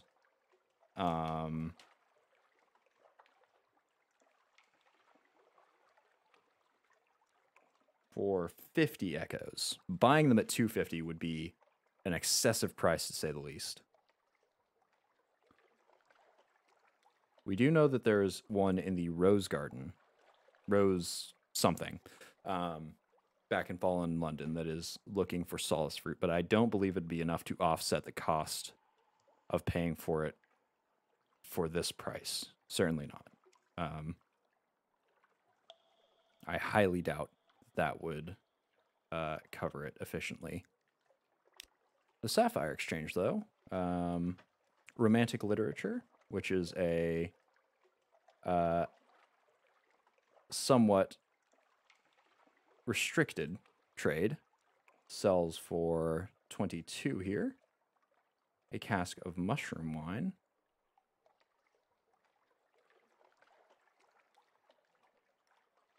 Sells for 23, which I think is still 2 more than we could purchase over in Fallen London, and is the same sale price as up in Venderbite. A sack of dark drop coffee beans.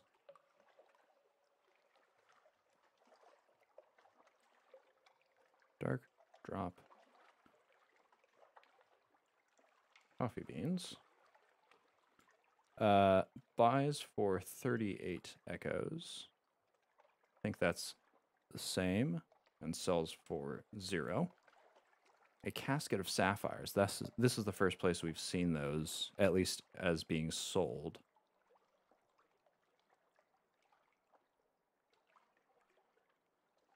And that sells for 80, or that is purchased for 86, and sells for 0. Just gonna double check. Okay, so those actually do look like they can be sold in Fallen London for 90, so you can make a 4 echo profit by transferring them. And a mountain sherd. Perhaps it's trying to say shard in local. You can purchase it for quite a bit. Purchase it for 2,000 echoes, but you cannot sell it here. Not for any echo, at least.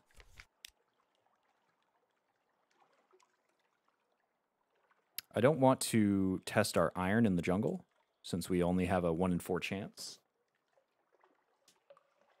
I think we will depart from here. Oh my goodness. We can actually trade our ship.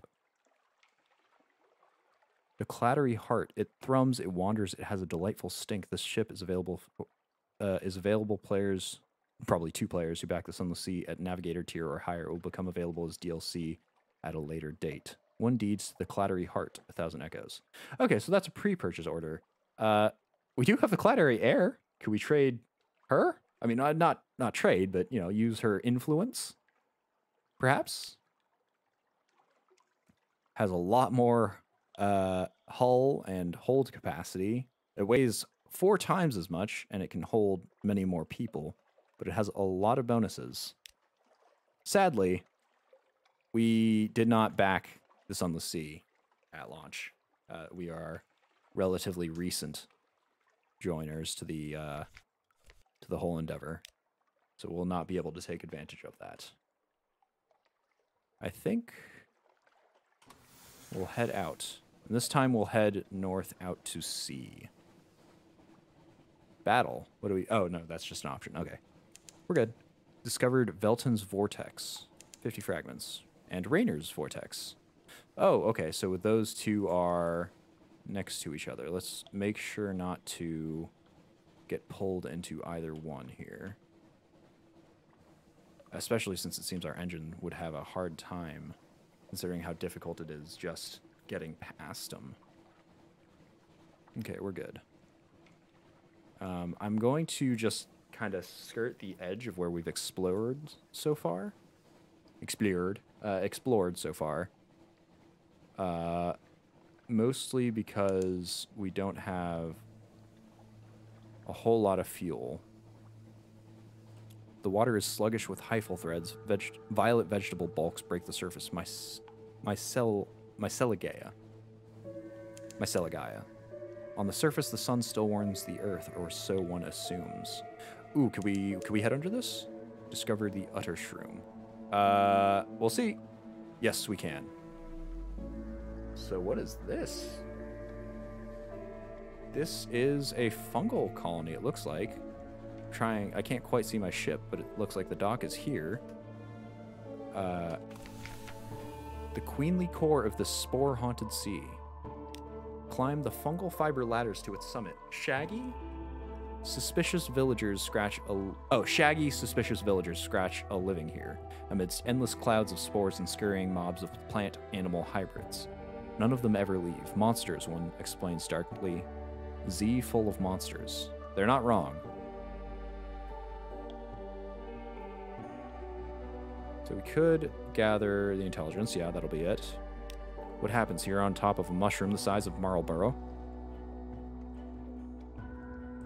A slow survey. The villagers live a shabby but sufficient life. The utter shroom provides. They are secretive, taciturn, incurious. Ships rarely visit. So hopefully this port report will be worth quite a bit.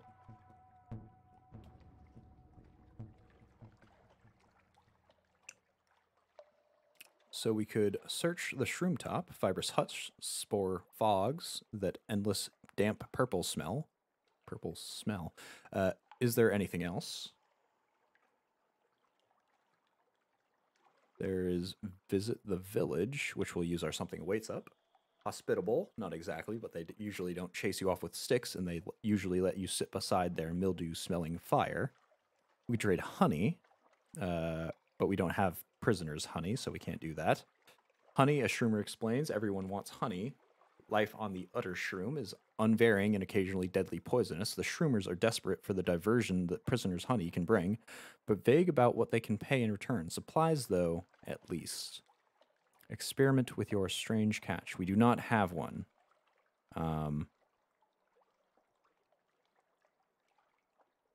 Yeah, we don't have a catch. And we don't...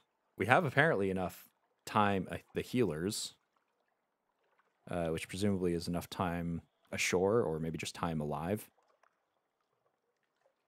The mist of spores rises in the distance. What was it the old zailors say? Give catch to the utter shroom and you'll get... What was it? Luck, life, let's find out.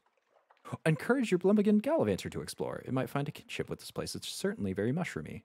You, my friend, we shall set you free. Well, set you free to explore. I don't know if we can set you free quite yet. You are quite useful to us, honestly. Unaccustomed silence. Your ever-present Blumigan is for once nowhere to be seen. The engine room is quiet. Your maps are exactly as you left them. Not one is defaced or crumpled into a ball. Finally, you spot the tip of a tendril poking out from under a pile of unwashed clothing. Your Blumigan indicates that under no circumstance whatsoever will it be emerging. What could be so bad about the utter shroom? Did the other mushrooms bully it? Oh, poor fellow. That's okay. You don't have to go out, my friend. Let's check out the shroom tops. Buried treasure. You pick idly at a scar on the mushroom rind, and the whole thing peels away. Beneath an odd little pocket lie bundles of ancient moldy cloth, Stygian ivory like the stuff the Shellinet sell, and something very like Shellinet harpoon. The proud Shellenites come here once. Are they the ancestors of this sorry village? Got one extraordinary implication, another outlandish artifact to add to your collection, and 5 Stygian ivory. Why do I feel like... Oh, it didn't actually take all of our space.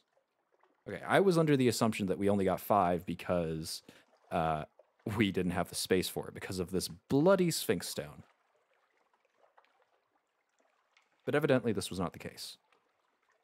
Black bones of Z monsters make for startling corsets. Interesting. Let's go check out the village, I suppose. It's sort of the last option we have. A day of spores. The utter shroom releases spores according to its own inscrutable schedule. Today, the air is soupy thick. They coat your hair, they clog your throat, they gather like sleep in the corners of your eyes. Conversation with the shroomers is impossibly hard. You return to the ship where you find a tiny purple mushroom growing already in your ear. Okay. We've gained some terror, I agree, and we've gained a tale of terror. Definitely agree here. There are no shops. We don't have any honey to trade. I think we will make like the spores and get out of here. Let's head... Oops, nope, that's not what I had meant to do. There we go. I'll just head out north here. They were mentioning a sea full of monsters. And honestly, I would be inclined to agree. Wreck of the Miko. We have come across this before. I do remember that much. I'm going to visit the Iron Republic because we need more fuel. We're only at 4 right now. Our supplies are still fine. We eat very infrequently with a half crew. But since the Iron Republic sells fuel for below market rate, we're going to head there before we head out further to the east here. I'm going to see what's below the salt lines. And beyond, perhaps. There's the Iron Republic introductory text. We're a little north of them, apparently. Uh-oh, and we found another restless night. A zailor is praying. 10 fragments, 1 terror. About par for the course.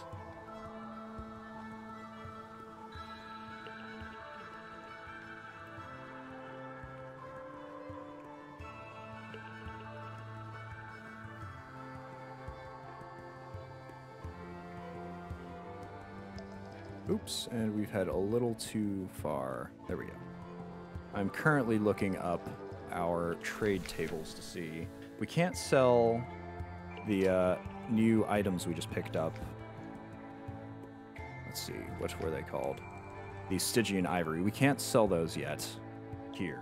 We do have a trade, I actually believe, for Stygian ivory.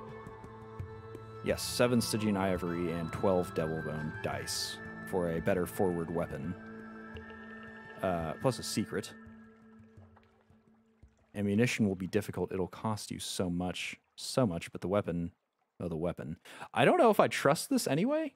I may just sail back to Fallen London once we head up to the Salt Lions to sell the Stygian ivory, because that sells for 28 a pop, but we got it for, I believe, free.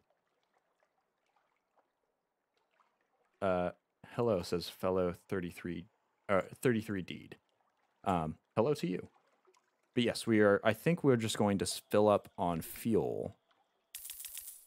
And 5, like so. And then head back to over here. We'll sail up around the Salt Lions. It's a sick weapon, but not worth, I think it's 1k a shot. 1,000 echoes a shot. That is... Oops. That is definitely not an option I'm going to take then. What the heck? That is absurd. I think the only time I've made 1,000 echoes is when I have bought my current home for it back in Fallen London.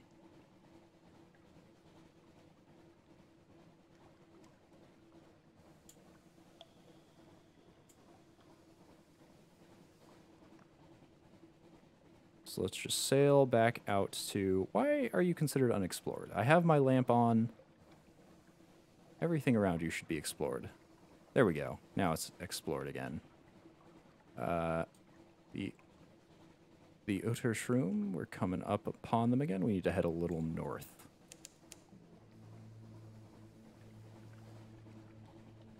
We haven't found any of the monsters in the water that they've been talking about.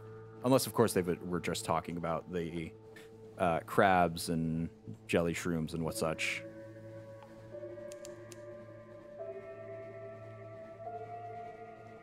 We got the wreck of the Miko, which we've seen before.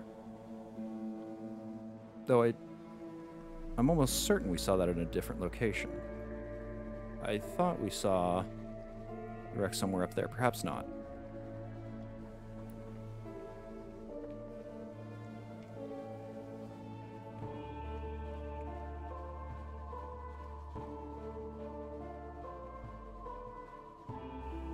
Okay. Clearing some space out on the map here.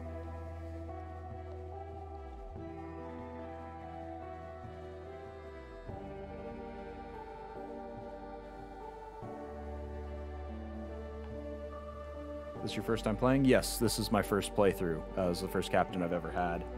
We were, in the past couple of streams, we got a little stuck, but we survived really by the skin of our teeth and some really lucky rolls.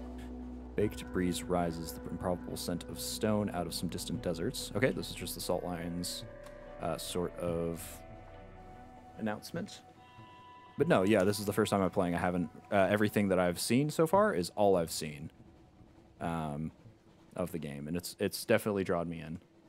Blessed RNG, it really was. I ran out of fuel, I had no food, so I prayed to a couple of the sea gods. Salt teleported me all the way out down here. And then teleported me straight back to Fallen London with only a single sailor lost, I believe.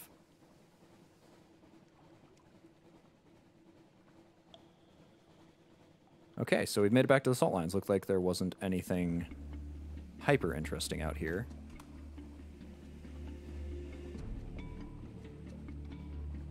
Stranded without food at least 3 times. Okay, stranded without fuel once. Without food a couple times. So we've ran out of food a few times.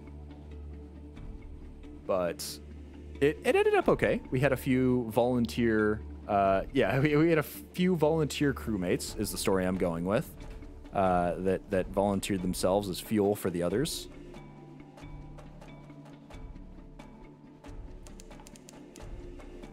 And now we have half a crew because we stumbled upon an island with...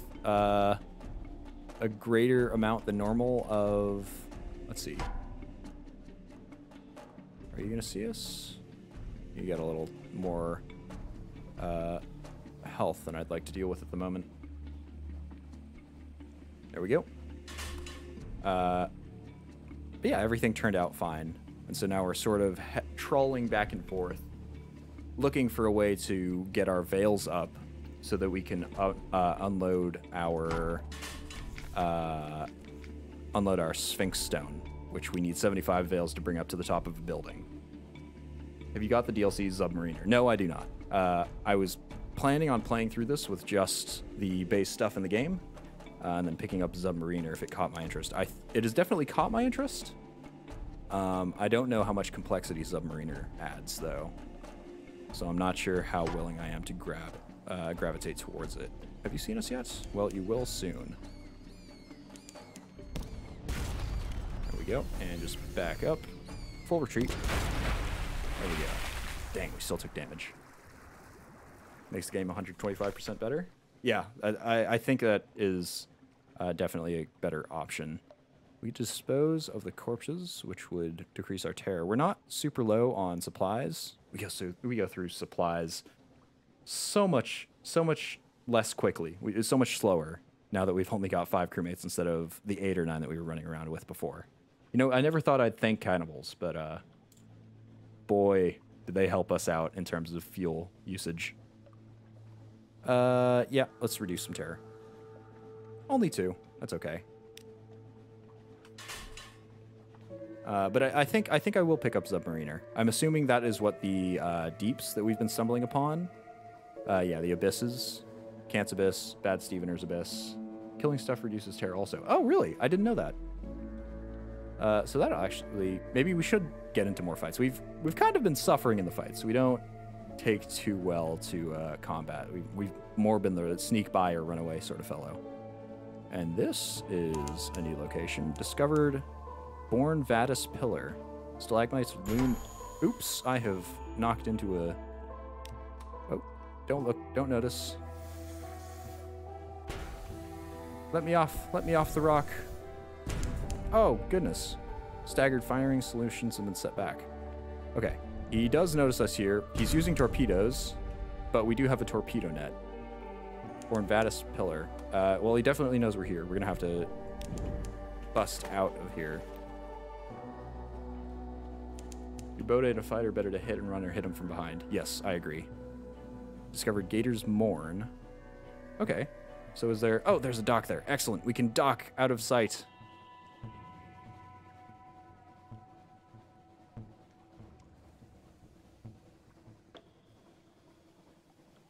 Oh, you've got to deploy the torpedo net? Okay, this I did not know. Oops. That's awkward. Guider's Mourn. Ooh, we have somebody for here. Was it a passenger? Let's see. Objectives. Deliveries. Brought a criminal to vendor bite.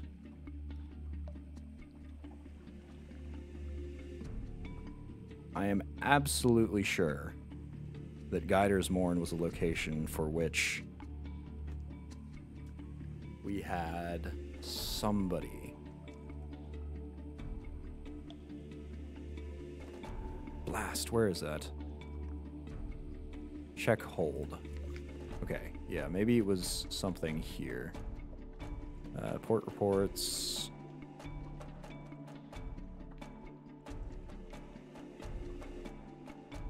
Moves in the game. Blast. Yeah, I thought for sure we had our initial passenger or somebody going for Guider's Mourn. Did they die? Maybe. I'm not sure if they could have died, but we have been losing a lot of crew lately. And I don't know if they stay restricted to their passages. Guider's Mourn. The Mourn is a stalagmite vast as a crag, and its foot has no safe harbors. The Corsair's citadel nestles halfway up. An intricate system of winches takes the strain, and your ship rises slowly from the sea. Her hull creaks in protest. Grizzled zailors groan and cling to stanchions. Wow, that was a hard sentence to read. She cannot, and you can't dump her. So I guess we're going to be dropping her off. Oh, here we go. There she goes. Higher and higher, now the Untersee shimmers like glass below. Children clamber in crevices, cheer and wave alarming. Children clambering in crevices cheer and wave alarmingly. The winch motor slows and hangs in a cradle next to a red-bowed pirate cutter. So we can drop off the August travel writer. Here's your payment, Captain. I'll be back by the evening bell. We'll discuss my next destination then. Next destination. Hold on a moment. Well, I guess we gained the 150 echo that I had originally thought that was a whole lot. Oh, it's this guy. Beware taking him all the way. Okay, don't give me too many spoilers here. I will keep that in mind though.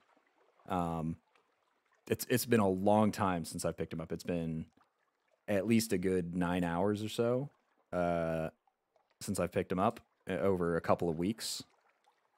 But I will keep that in mind. By the evening bell, the travel writer sets across the planks with a good speed, his briefcase in his hand. It seems heavy, although he claimed it only held documents and writing equipment for an interview with a pirate king. Okay, so that definitely is suspect. The day passes relatively peacefully. There are brawls, but in good fun, the blood washed away with celebratory beer. By night, the boisterous cheers has given way to whispers about an uncommonly brutal murder executed within an experimental shipyard. They say you couldn't enter the yard without stepping in the victim. Okay. The travel writer returns. He greets you with a curt nod as he boards your ship. I understand why you were talking about not taking him all the way. Oh, no, don't worry. It's okay to chime in a little bit. I'm trying to play this somewhat blind. We've had another fellow come in here occasionally who's more familiar with the game, giving out suggestions and stuff like that. I wonder how far I can ferry him. I wonder what his final destination is, because I could just keep him around for a while, and theoretically, you know, to my captain, there's just a terrible murder, with a slightly suspect passenger, but nothing to suspect him of the murder necessarily. The August travel writer flips through his notebook while on your deck. Awful thing, that murder. Commonplace here, I suppose. Fortunately, my interview was illuminating. My business on the morn is complete. We can depart. I have another port to visit if you care for another 150 echoes. I think it's early enough to say that it couldn't be him, possibly. The Cumaean Channel next. Oh, that's not far at all. Bound for the Cumaean Channel. So we can actually hit that on the way back. I believe this gains... Let's see. How do we gain a port report of this location? I think that would be... No, not this one. Gather intelligence? There we go. Guiders Morn swarms with pirates, smugglers, and captains of uncertain allegiance. You could learn a lot here, but you'll need to go carefully. We've got a decent amount of veils. Yeah, we might as well go for it. Scarecrow, Scarecrow. You're eavesdropping on the captain of a lean black cutter when her first mate spots you. In the ensuing fracas, one of your crew is smashed through a flimsy wooden wall. He falls 200 feet to be impaled on a smaller stalagmite in the shadow of the morn and dies instantly. It's a painless death, but his slowly mummifying corpse will hang there for generations to come, or for decades to come. Ships will salute it. Successive generations of children will name it, rename it, fling stones, dare each other to climb the pinnacle, and kiss its fleshless hand. Okay, so that didn't go quite as well. And we have lost a bit of crew and gained a bit of terror. We've gotten lots of Tales of Terror, though, and only got 5 crew rip full speed. Oh, do we need more for full speed then? It's actually turned orange. I hadn't seen that before. Okay, well, I guess we'll be going slowly around. We've gotten a Tale of Terror, at least. We have been keeping a Neath economy sheet here. We've been writing down all of the shop's trades, and one thing that I do remember is that Wither deals in Tales of Terror. We can purchase supplies there and, well, sell stuff for Tales of Terror. but not sure what is necessarily needed to use them for. We use them for our child, perhaps. We've got a child with a very bad spy back in fallen London proper. So, in remembrance of our crewmate who fell off, we could explore here. We could introduce our blemigans, though we don't have propagation guiders mourn, evidently. Perhaps that is something that we would have picked up in the utter shroom. We could... Have you been sending stolen ships to Corsair's Forest? We can steal Corsair's Forest. I suppose we could become a pirate. I suppose that's probably a career path. Over here, rumors of a pirate poet. Interesting.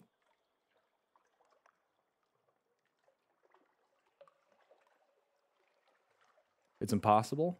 Well, which is impossible? To become a pirate or to pick up the propagation guiders mourn at... There's no weapon that lets you reduce a ship's crew to 0 before that weapon kills it.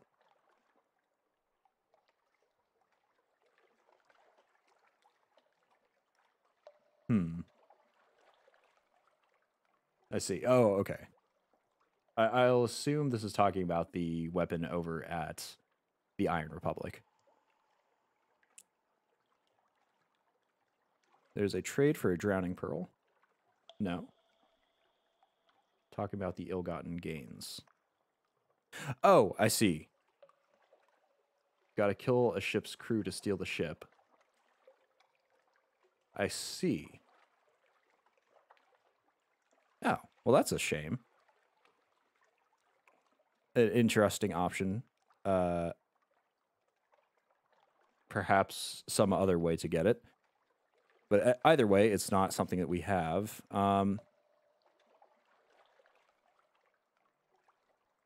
There's no way to get it. Okay, I see. I understand now. It's just one of those forgotten about options. A drinking den by the dock cradles is a good place for your crew to find companionship and let off steam, though Guiders Mourn is a free port. The Corsairs prefer their own and look askance at respectable Londoners. I will tell you that I have... I was born an urchin, my friends. So you do not need to be particularly afraid of me. Or look askance at me. However, I don't want to send my sailors ashore, considering it costs 50 echoes. We do have the echo for it, but I want to explore this a little bit more. There's a surprising quantity of actual landscape on the Mourn. It's vertical, admittedly, but once you find the beast paths and urchin roads, you can traverse it as you would a rocky moor, with an additional throating of lurching terror. You turn, and there's a long, lank brown man at your shoulder. Listen, he says, I have a story for you. Something about the gray beard compels your attention. Leave and don't look back, or turn the situation around. Let's listen to the old man. His story has a wedding full of murders, and a leafless forest, and a vast serpent which eats souls. The tale winds on and on, like the serpent, until you are lost in the dizzying toils of a sinister's ships and its glamorous corpses. You nod awake, he's gone, but not, it seems, before searching your pockets for some salt change. Okay. Well, he took a little cash from us, gave us a little terror, and left us with a tale of terror, at least. We've got plenty of these. We got to figure out something to do with them. We can tell them to our child to get him to yearn for the sea. I got jacked? Yeah, I did. Luckily, he only found 2 echo out of the total 712 that we've got burning a hole in our pockets here. So, oh, we can still actually do this. Do we have? No, we don't. Peculiar. Let's listen about this pirate poet. Landlubbers fear pirates. Pirates fear the poet. Lies, nonsense, glimmers. Some say she's a clayman who freed herself with the power of verse. Possible. Others insist she's the personal muse of the king with the 100 hearts. Unlikely. One claims she sails on a living ship made of the still screaming skulls of her victims. More sober voices mutter that no, it's just an Alceus-class vessel. Whatever the truths, few have fought her and survived to tell the tale. Only the bravest of captains risk the lonely parts of the sea where her flag is said to fly. Curious. Well, we know that the pirate poet now exists. I think the dev who created Gators Morn got fired halfway through development. That's an unfortunate that's an unfortunate part of the development cycle. It's a bit of a shame. Still though, the place does at least look interesting. A big spire on top of or a big towering city spire on top of a stalagmite. Might. One of the two. Well, we somehow have access to you. Still. Oh, but let's see. We have received cold shoulders at the errant limpet. Conversation quietens. Quietens? That's not a word. Quietens. Okay. As the drinkers look round, you've been here too long. You're attracting the wrong kind of attention. Time to move on. I see. So we had access to that. It just doesn't do anything anymore because we've lost our something awaits us. Well, if nothing else, we can check out the port economy here. So we've got a firkin of prisoners' honey. We could sell that. We can't buy it, unfortunately, which is a bit of a shame because the folks at Uttershroom, yes, I believe that's the name of them.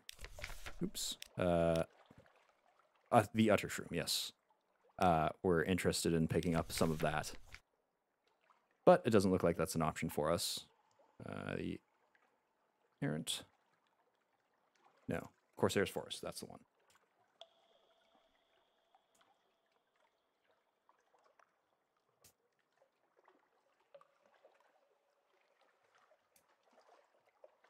So,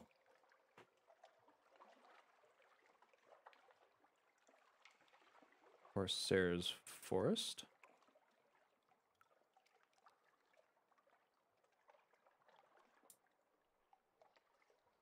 The firkin of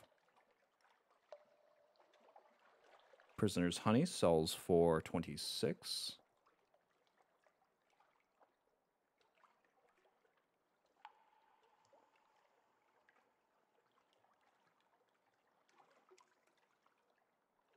Cask of mushroom wine.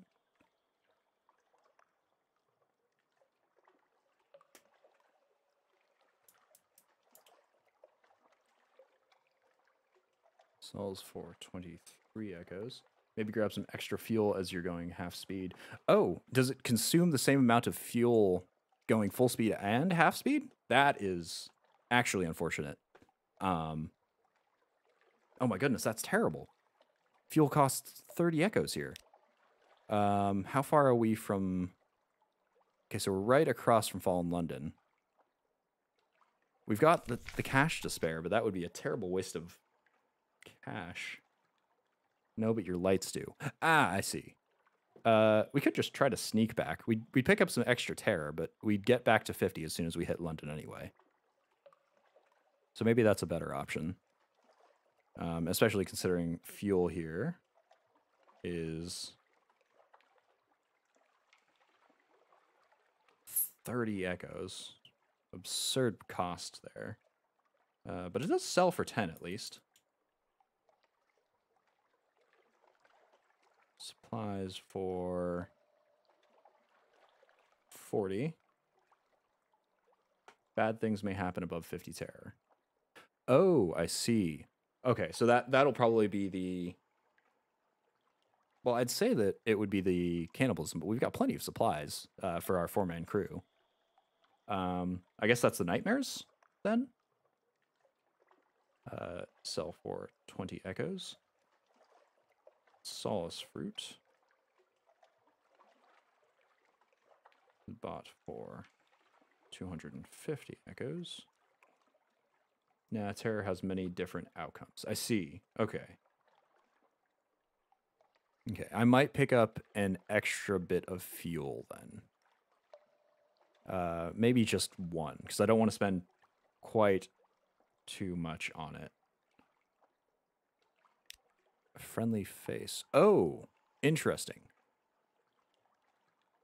Could buy a concealed compartment so we could smuggle some things in and out.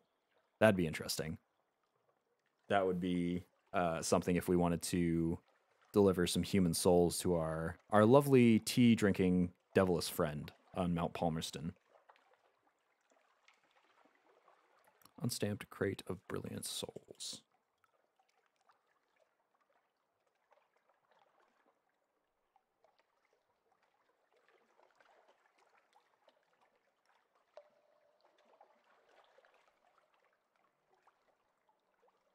We can't buy that.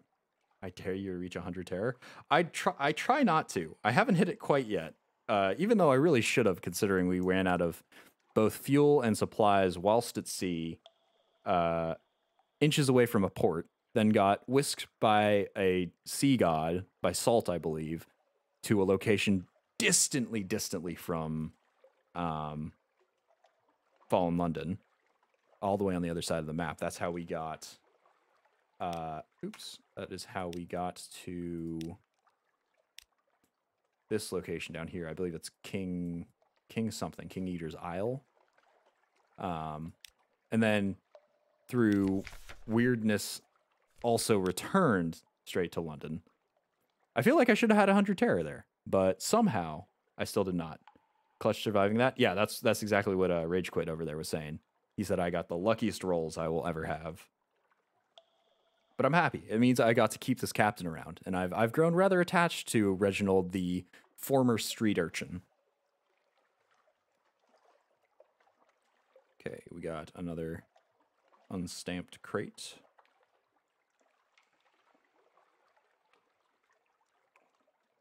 Of human souls. I wonder if this is different than the brilliant souls. Maybe the brilliant souls have something to do with the geode folk, those glowing people that we were initially going to pawn off all of the Sphinx Stone to. Got to bounce. Yeah, thanks for hanging out, man. It's always good to see somebody hop into the stream. And Reginald, the former urchin, is indeed going hard. I agree with you right there. But yeah, cheers. I'll catch you around again, hopefully. We'll keep documented things. This is a big list here. A sunlight-filled mirror catch box.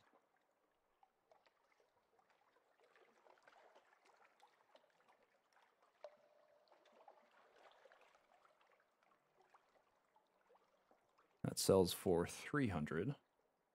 Haven't heard of that one before. I wonder if that's related to the Cumaean channel, if we can pick it up there. Or the Cumaean Canal, that is. But it looks like the only things we can grab there are fuel and supplies. And a firkin of red honey. And that is definitely illicit goods. Because I have definitely been searched for that before, whilst I haven't had it. And no wonder either. Look at that price. 625 echoes for a single firkin. Lastly, a concealed compartment. Oh, you know what? This is the friendly face. Friendly face. You can't sell illicit goods here. So, of course, on this pirate island, we can buy all of the illicit goods here. So that means the sunlight-filled mirror catch box must also be some sort of illicit good. And it's a good thing that they install concealed compartments here.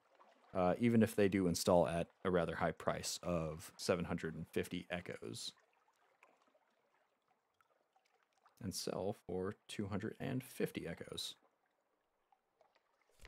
Can we purchase any seas here? Or any ships here? Doesn't look like it. It's a shame. We had the Clattery ship, but evidently that was a pre-order bonus down in Port Carnelian. But we couldn't get it, despite having the Clattery air right here. Okay, well, let's just double check that we haven't missed anything.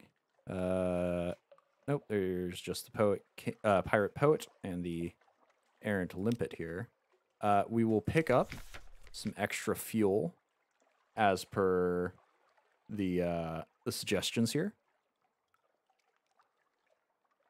I think we'll pick up a single one. That will leave us with 4, maybe 5. Let's see, how far do we have to go? Oh, halfway across the map. I feel as though I'm being robbed, so I'm going to pick up 4 and try to... No, you know what? It's better safe than sorry. Let's pick up 5, despite the fact that we're paying an arm and a leg for him, and hope that our... Oh, this is going to be horrendously slow now. We'll hope that we can make it back, though. We will sail straight back to Fallen London here. Yeah, Fallen London. And then maybe we'll head down to the Chimaean Canal to drop off our untrustworthy friend. Discovered Patrick's lot. Well, I didn't know SpongeBob was around underneath. I see, that must be the lighthouse ship. Or maybe just a lighthouse standard. Yeah, it looks like just a standard.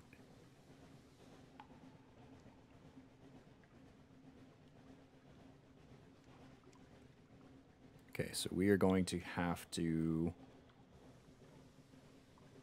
very slowly make our way back. I don't think... Well, okay, we'll turn that off. Actually, we'll just head a little bit south.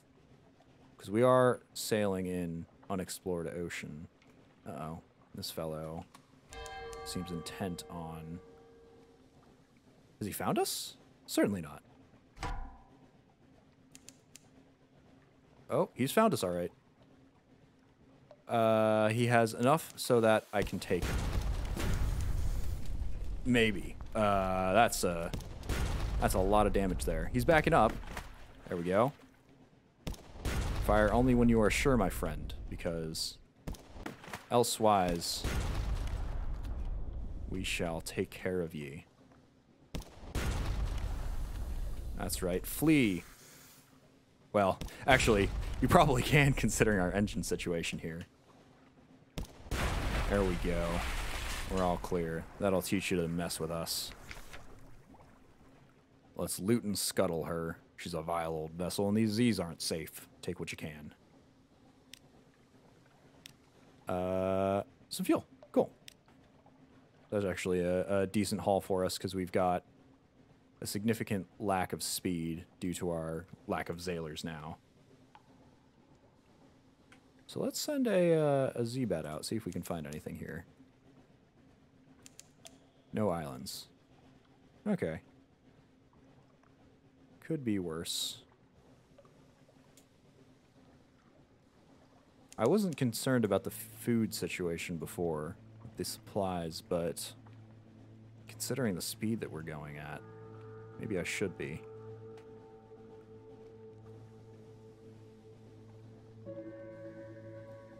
Our hull is also rather broken.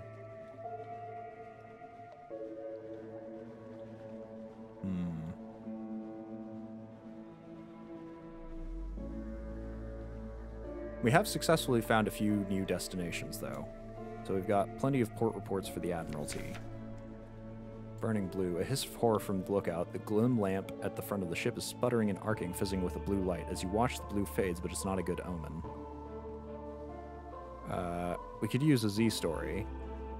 Or we could just attempt to calm him. Let's go with it. Light meets dark. The darkness underneath is more than the absence of light. It's the physical presence which distorts the shape of your world. Your light melts the darkness, restores sanity to the world. You explain everything of this to your zailors. It's not the first time they've heard it, but they seem slightly less nervous. Hey, we didn't get any terror whatsoever this time, but we did gain a fragment.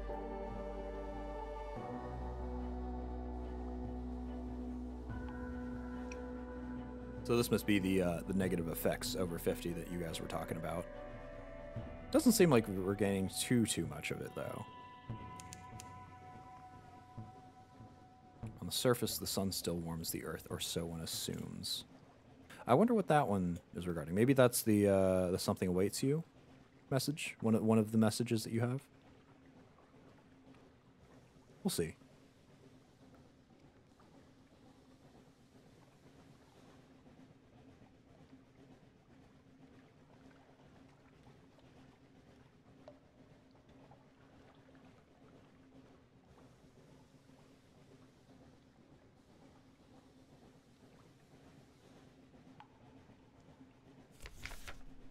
Oh, this is new. Zailors at the rail call softly. Something swims beneath the ship. I saw it looking up at us, one says, his voice a tremble. Call them away to not look, or bring out the nets to catch it. What a madman. I've got a 2 in 5 chance of that, but I am not going to risk that with 4 people here. A shudder in the hull. Whatever's down there, it's better not to know. They'll forget soon enough. You've lost one terror. Oh, okay.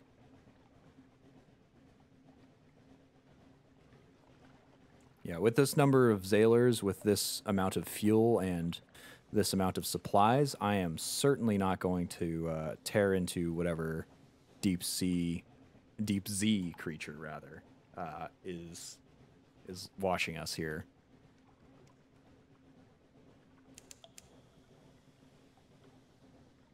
The glassy chop of dark water, the iron clatter of feet at the hatchway.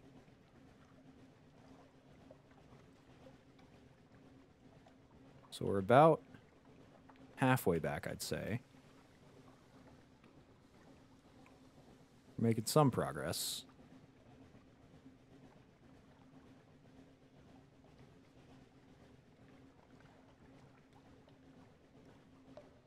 We've met 2 challenges who we've beaten without too much issue. I think it was a good thing that I bought 2 rather than 1 fuel, because I think it's going to take us all of it to get back, or it's going to be cutting very close.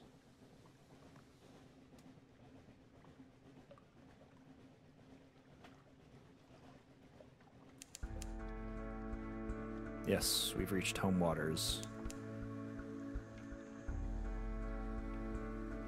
Don't take issue with me, ship. We have come from a long ways.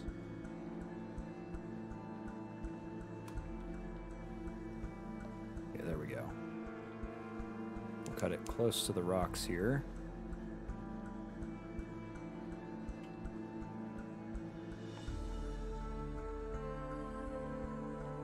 Yep, and we're still a little bit north.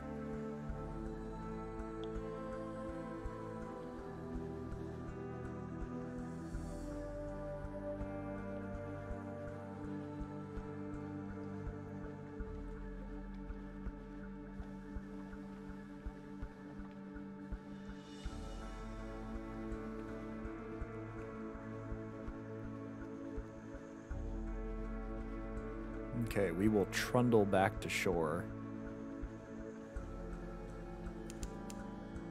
A false star flares in the cavern roof directly above you, flares and fades.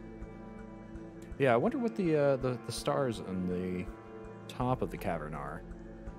I suppose that's a little too big for the lore this game is probably looking for, but... And presumably there's something simple, like, you know, just basic luminescent rock formations.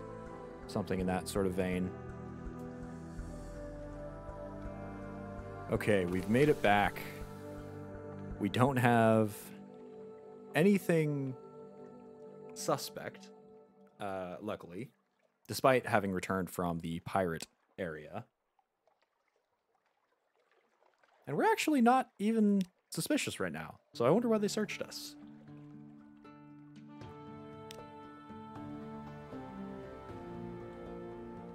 Okay, let's collect some messages here. Someone wants to sign on, has invited you to call on him at the university. That's a new one.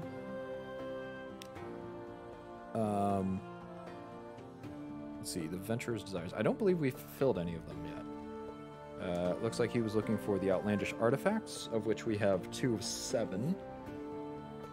Or the bales of parabola linen in Irem or wolf stack, but the wolf stack would have made us not much of a profit, if at all. Let's check out Roser's Wharf first. Scintilic or Solace Fruit. Nope, still nothing there. And I don't want to trade them out yet. Just in case I can find some. Let's check with the Scholar, who's... Let's see.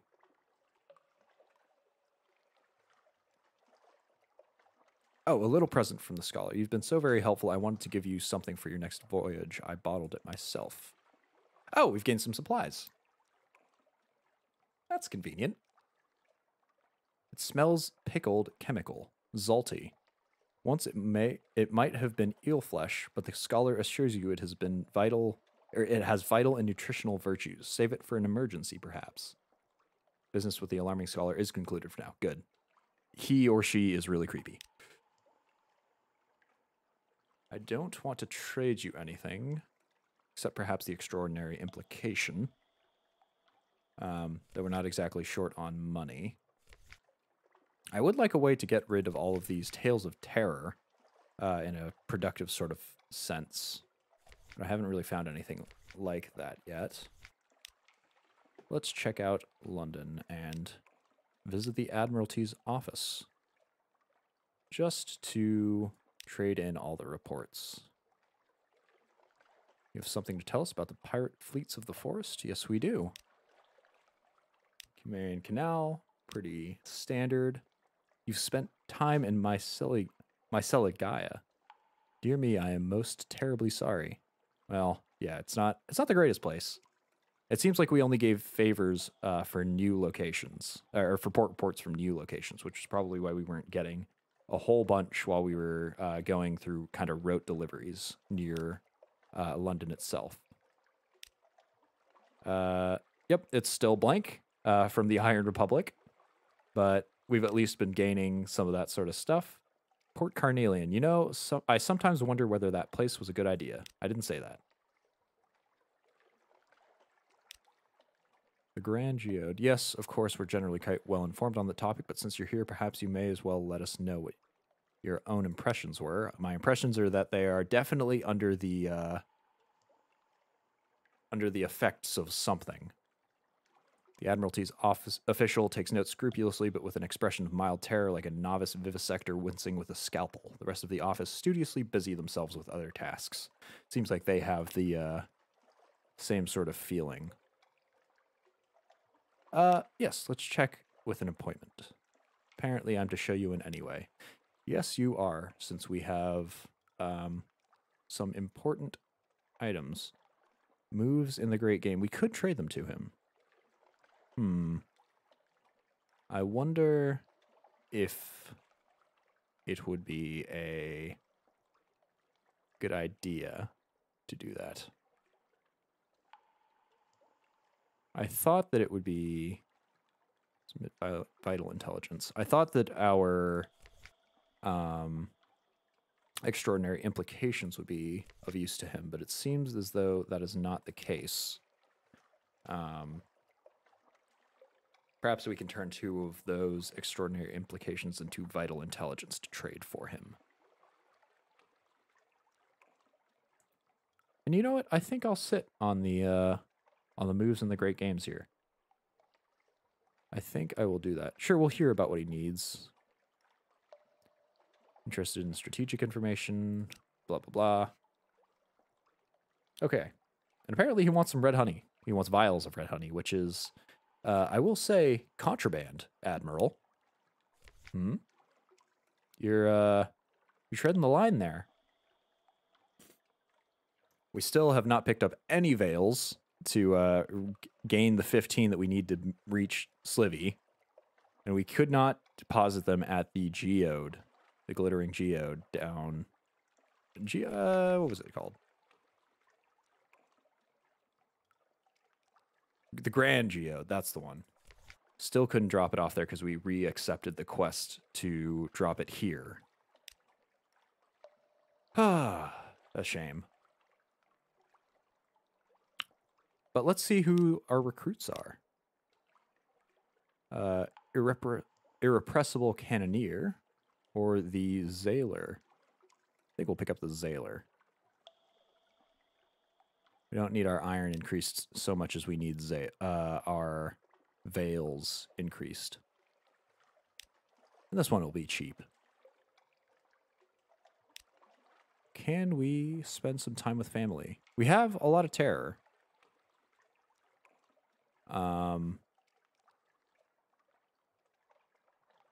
Do we have anything to drop off in our study?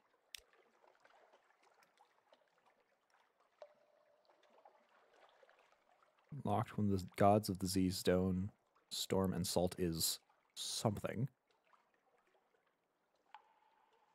Captivating treasure is required for that. And 7 secrets, of which we have 4.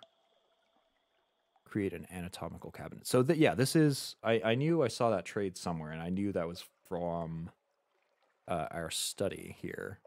It increases iron, evidently.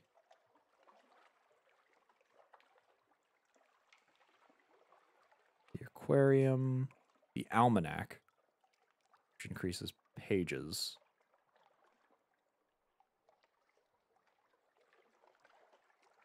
And the Whispering Trophy case increases veils. Maybe that's a worthwhile item to get to, but we don't have any strange catches. Perhaps that the sea creature that we passed by while we were that we had a chance encounter with, maybe that was an ability to get a strange catch. Sadly, we didn't have very many people, and our iron is rather low.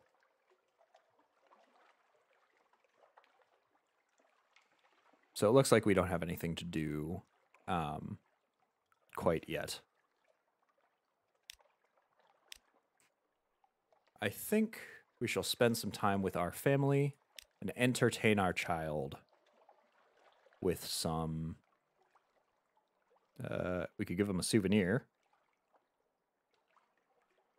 But I think instead we will tell them of a memory of distant shores. Oh, and that got rid of lots of terror. That's fantastic. He is now at 10, I believe, of 25 to be a scion.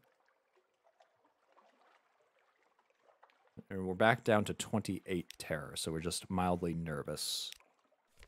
Do we have anything in our hold which we can sell? The Stygian ivory, that's it. Let me double check that there's not something more profitable that we can sell at that is nearby. Stygian ivory.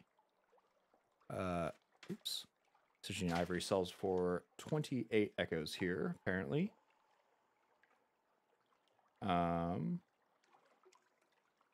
Sells for 3 Tales of Terror in Wither.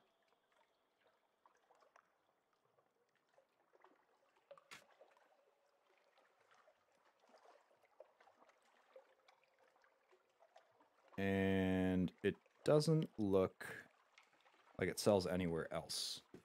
So we'll sell it here for echoes.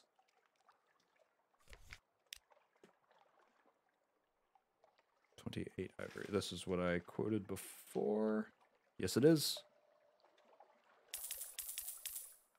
Sold all of those. We have made a good profit, over 100 echoes. And I think we just got them for free somewhere at the Uttershroom. A firkin of prisoner's honey is apparently 25 echoes here, but I do know that it was pricey to sell, 26 echoes. Okay, so maybe not quite as pricey as I thought. We'd only make 1 on the investment. Give me just a moment. I'm going to blow my nose. Still a little under the weather here.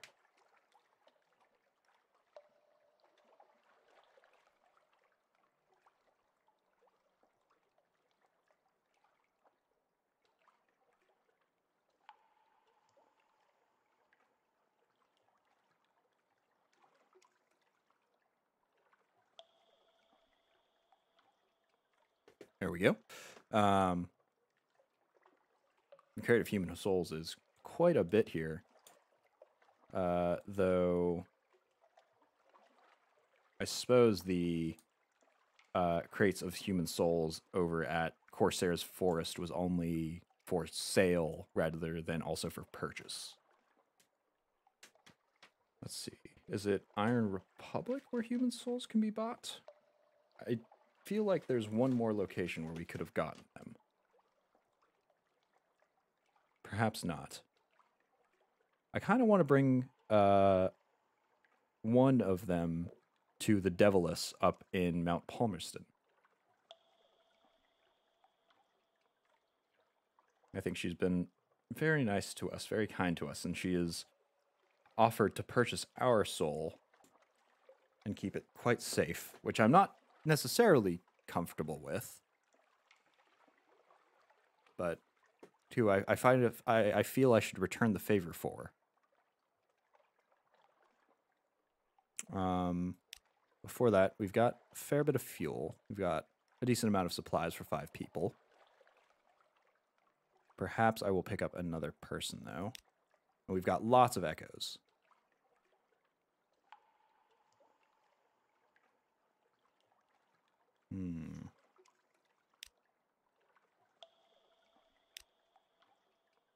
Perhaps... Let's see, which weapon do we currently have aboard our ship? We have got the Surplus Deck Gun Mark II, which is this one. Hull damage of 8, life damage of 8, crew damage of 1. Maybe we could upgrade that just a little bit. We don't need to make it an absolute powerhouse, but...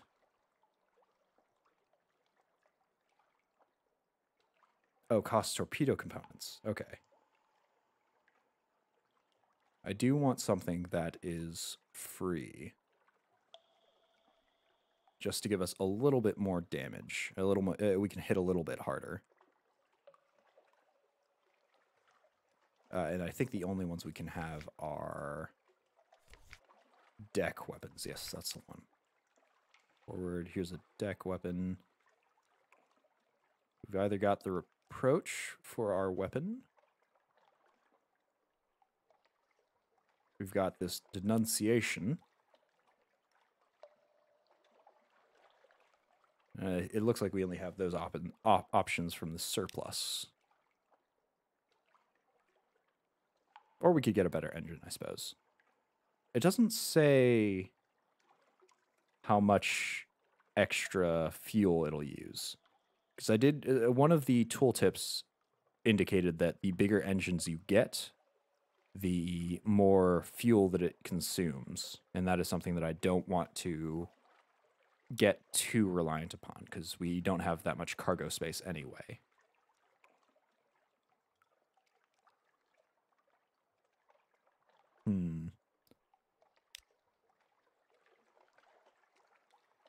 Let's check here. Devours engine emissions. Making sure that it never explodes at full power. Oh, and this actually gives us veils, too. It seems like the proper deck weapons, whilst they hit harder, do also cost quite a bit of echo.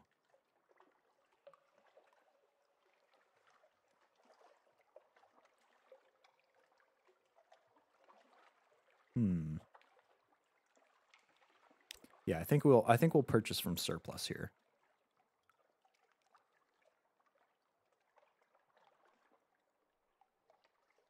I think that an upgrade from 16 total damage to 24 total damage, maybe that's not worth it, but if we could get 500 for 30 damage, that would effectively double our firing power. We only make 10 back on our current deck weapon, sadly. Okay, so this I've got to figure out. How do we deploy our torpedo net? because that's something that we have. We definitely purchased that. But Fellow Deed said that it was something you had to deploy first. Yeah, here it is. Nope, that's not it.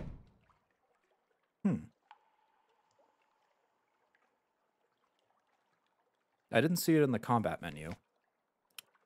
I don't know. Very strange.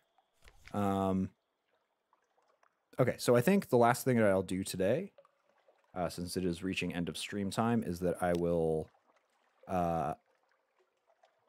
purchase a slightly better weapon. Let's see, this is... Or rather, a much better weapon comparatively. By the denunciation, I will sell off. Well, first I'll trade out our weapons here. And then I will sell off. I'll sell off our spare deck gun, which we can no longer use. Which is a bit of a waste, but... So now we've got significantly greater ability to damage our opponents here. I think it has the same charge up time, same crew damage, and it just has 14 more attack. Check the hold, they mentioned this. Well, yeah, it's the torpedo nets are equipped, but I don't... They said they had that I had to deploy them during battle, and I haven't seen a way to do that.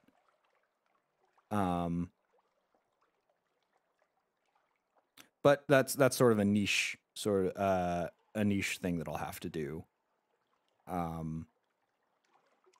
So hopefully we just won't get torpedoed again, and if we do, hopefully we'll see a deployment icon button, something of that sort of nature, that we can initiate so that we don't get quite as damaged from it.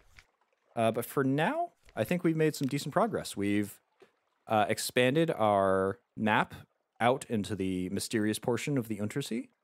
We've unfortunately saddled ourselves with 200 echoes worth of saltstone. No,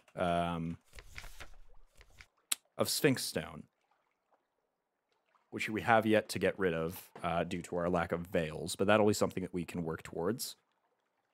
We have found the pirates area of Guider's Morn. We found the Uttershroom, and we found Port Carnelian. Oh, you know what? This is really far out there. How did we get here, but none of this other segment? Interesting. Yeah, and we've finished our initial passenger's first request. We've finally found him at Guider's Morn, which he may or may not have murdered somebody at. But next time we'll drop him off at the command channel, and we'll see if he murders somebody there. And if he murders somebody at the third place that we drop him off, because I think he'll probably request a third place, that's when we'll let him kind of lay there. He's a bit suspect, I'll say. But yeah, thanks for everybody that tuned in. I will be back on this next Friday for sure. I'm considering changing up my streaming schedule so that I stream 5 days a week instead of 3. And in that case, I think I would stream Sunless Sea Tuesdays and Thursdays, or I'd just leave Thursdays for a variety stream. But whatever the case may be, I will have that updated on the Twitch channel's schedule. So you'll be able to check there if that change goes through. And if not, I will see you guys next Friday for more Sunless Sea.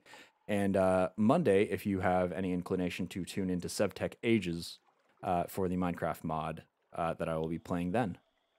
So until then, thank you guys, and I will head out now. Cheers, everybody.